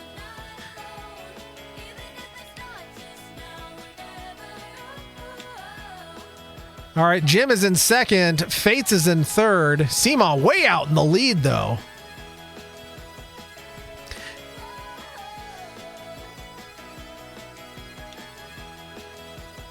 Seema flying through this course like a bat out of hell. She'll be gone when the morning comes. Could we possibly see a new world record here? Seema keeps up this frantic pace. Well, 15 seconds to beat the record. Oh, it not impossible. No, 5 seconds. Well, you're going to get close to it, but you're... all right. Couldn't beat the record, but you're going to be pretty close to it. Seema, this final W. Heck of a performance there. Go, little Marb Star. Jim locking in that sexy silver second. Here comes Fates for third, rounding out the top 3. Phoenix and MySpace Tom just edging past Phoenix for fourth. Phoenix fifth, your boy sixth. That's Waddy versus Rickshaw Tom. Waddy seventh, Rickshaw Tom stealing the last 8th here. There we go. But Seema with that W. Jim second, Fates third, MySpace Tom in fourth, Phoenix fifth, your boy in sixth, Waddy seventh, Rickshaw Tom stealing that 8. Tom, how dare. All right, but we now have to head on over to Victory Valley and see who's standing tall and proud and is going home with all the gold, glory, and the bragging rights. Yeah, let's see how we do. In third place, going home with LeBrons, we've got Seema. Well done, Seema. In second place with silver, sexy silver, is none other than Phoenix. Nicely done, Phoenix. And in first place with all the gold, glory, and bragging rights is none other than the most excellent Jim. Well, there you go, Jim. I called out your positions the whole time. Grab that overall W. 122 points, 1 dub. Pretty definitive win there. 84-2, Phoenix in second, Seema third, 56-2, MySpace Tom fourth, 52-2, 52-0, Fates in fifth, 12-0, Waddy sixth, 8-0, Top in seventh, 0-0. HB though, peacing out after 3 races, but securing that overall 8th, solid strategy. And your boy dead last, no points, no dubs, but never any hacks, ploys, shenanigans when I'm dead last, only when I dare to win. I see how it is. Is that 2 in a row for... I think it is. Because I'm pretty sure Jim won last time, too. So much for that curse, I guess. But again, at the end of the day, it doesn't matter if you win or lose because we are all excellent on this blessed day. So round of applause across the board. And a fabulous double holiday stream has drawn to a close. To celebrate our Friday the 13th and our now 20 minutes into Love Day, and got to get the first chapter of this I Dare of this. Oh my god, I still can't believe I didn't know that this existed. A Trashly Graham Resident Evil 4 dating sim remake. It's a lot of fun. I got to admit, it's a lot of fun. So we do have another Friday the 13th next month. 1 month from, I guess yesterday now, but we have 2 Friday the 13ths back to back. If you didn't know, we do. So that means what I think we're going to do. I think we're going to revisit this Trashly Graham dating sim in 1 month. So for next Friday the 13th, we will pick it up and continue from there, because we got other stuff to finish up and to tackle in the meantime. So it's the sorbet. It must be the sorbet, Marb. It must be. No one ever suspects the sorbet. But yeah, that's my thoughts. I'm enjoying it. So it's fun and it's funny, and it's for a game I'm so familiar with. For a game I'm so familiar with, to have like a new way to play it without, because the remake was fine, but in a lot of ways it was a different game. But for a genuinely new way to experience the original Resident Evil 4, I like it. Even though I'm kind of raspy in the voice for having to do the Trashly Graham all night, but that's all right. So a week from today-ish, we will come back on Friday the 13th and revisit this. So we'll see how far we can get in a month. But happy Love Day, everyone, says Seema. It's a vocal challenge. It is. But that's, with a lot of these games that have, that don't have baked in voiceover dialogue, and I get to have all the fun. So, but yeah, I enjoyed it. I hope you did too. It was a nice chill night here. I hope everyone has a good weekend, whether you're celebrating Love Day or whether you're celebrating yourself or whatever it is you want to do, or if you're hanging out during horror movie weekend that Waddy hosts every year. Make sure to hop in and do that as well. Thanks, Eric. Thank you, MySpace Tom, for rolling Marbs with us. Always appreciated. But yeah, I'm dying for another bathroom break here. All these liquids have flown on through me. So we're going to peace on out here, but I just want to take a quick peek. It looks like BMD Bud is doing a 24-hour stream. So I think we're going to raid on over there just to keep some of that positive energy flowing. So let's...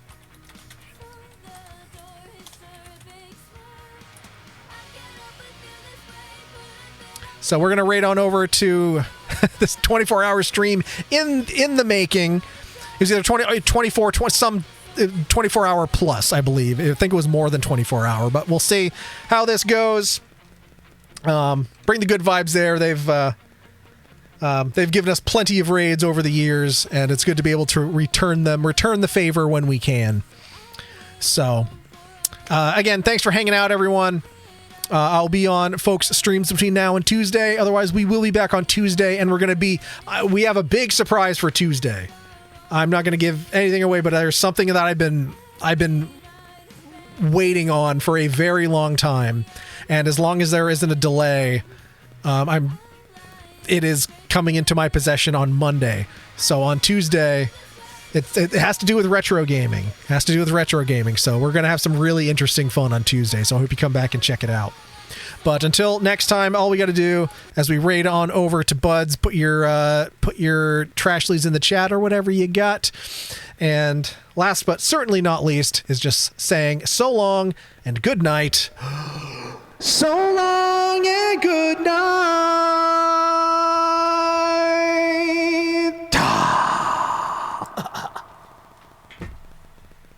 as we raid on out. 4, 3, 2. Butthole pleasures. Butthole pleasures. It's No. not about butthole pleasures at all.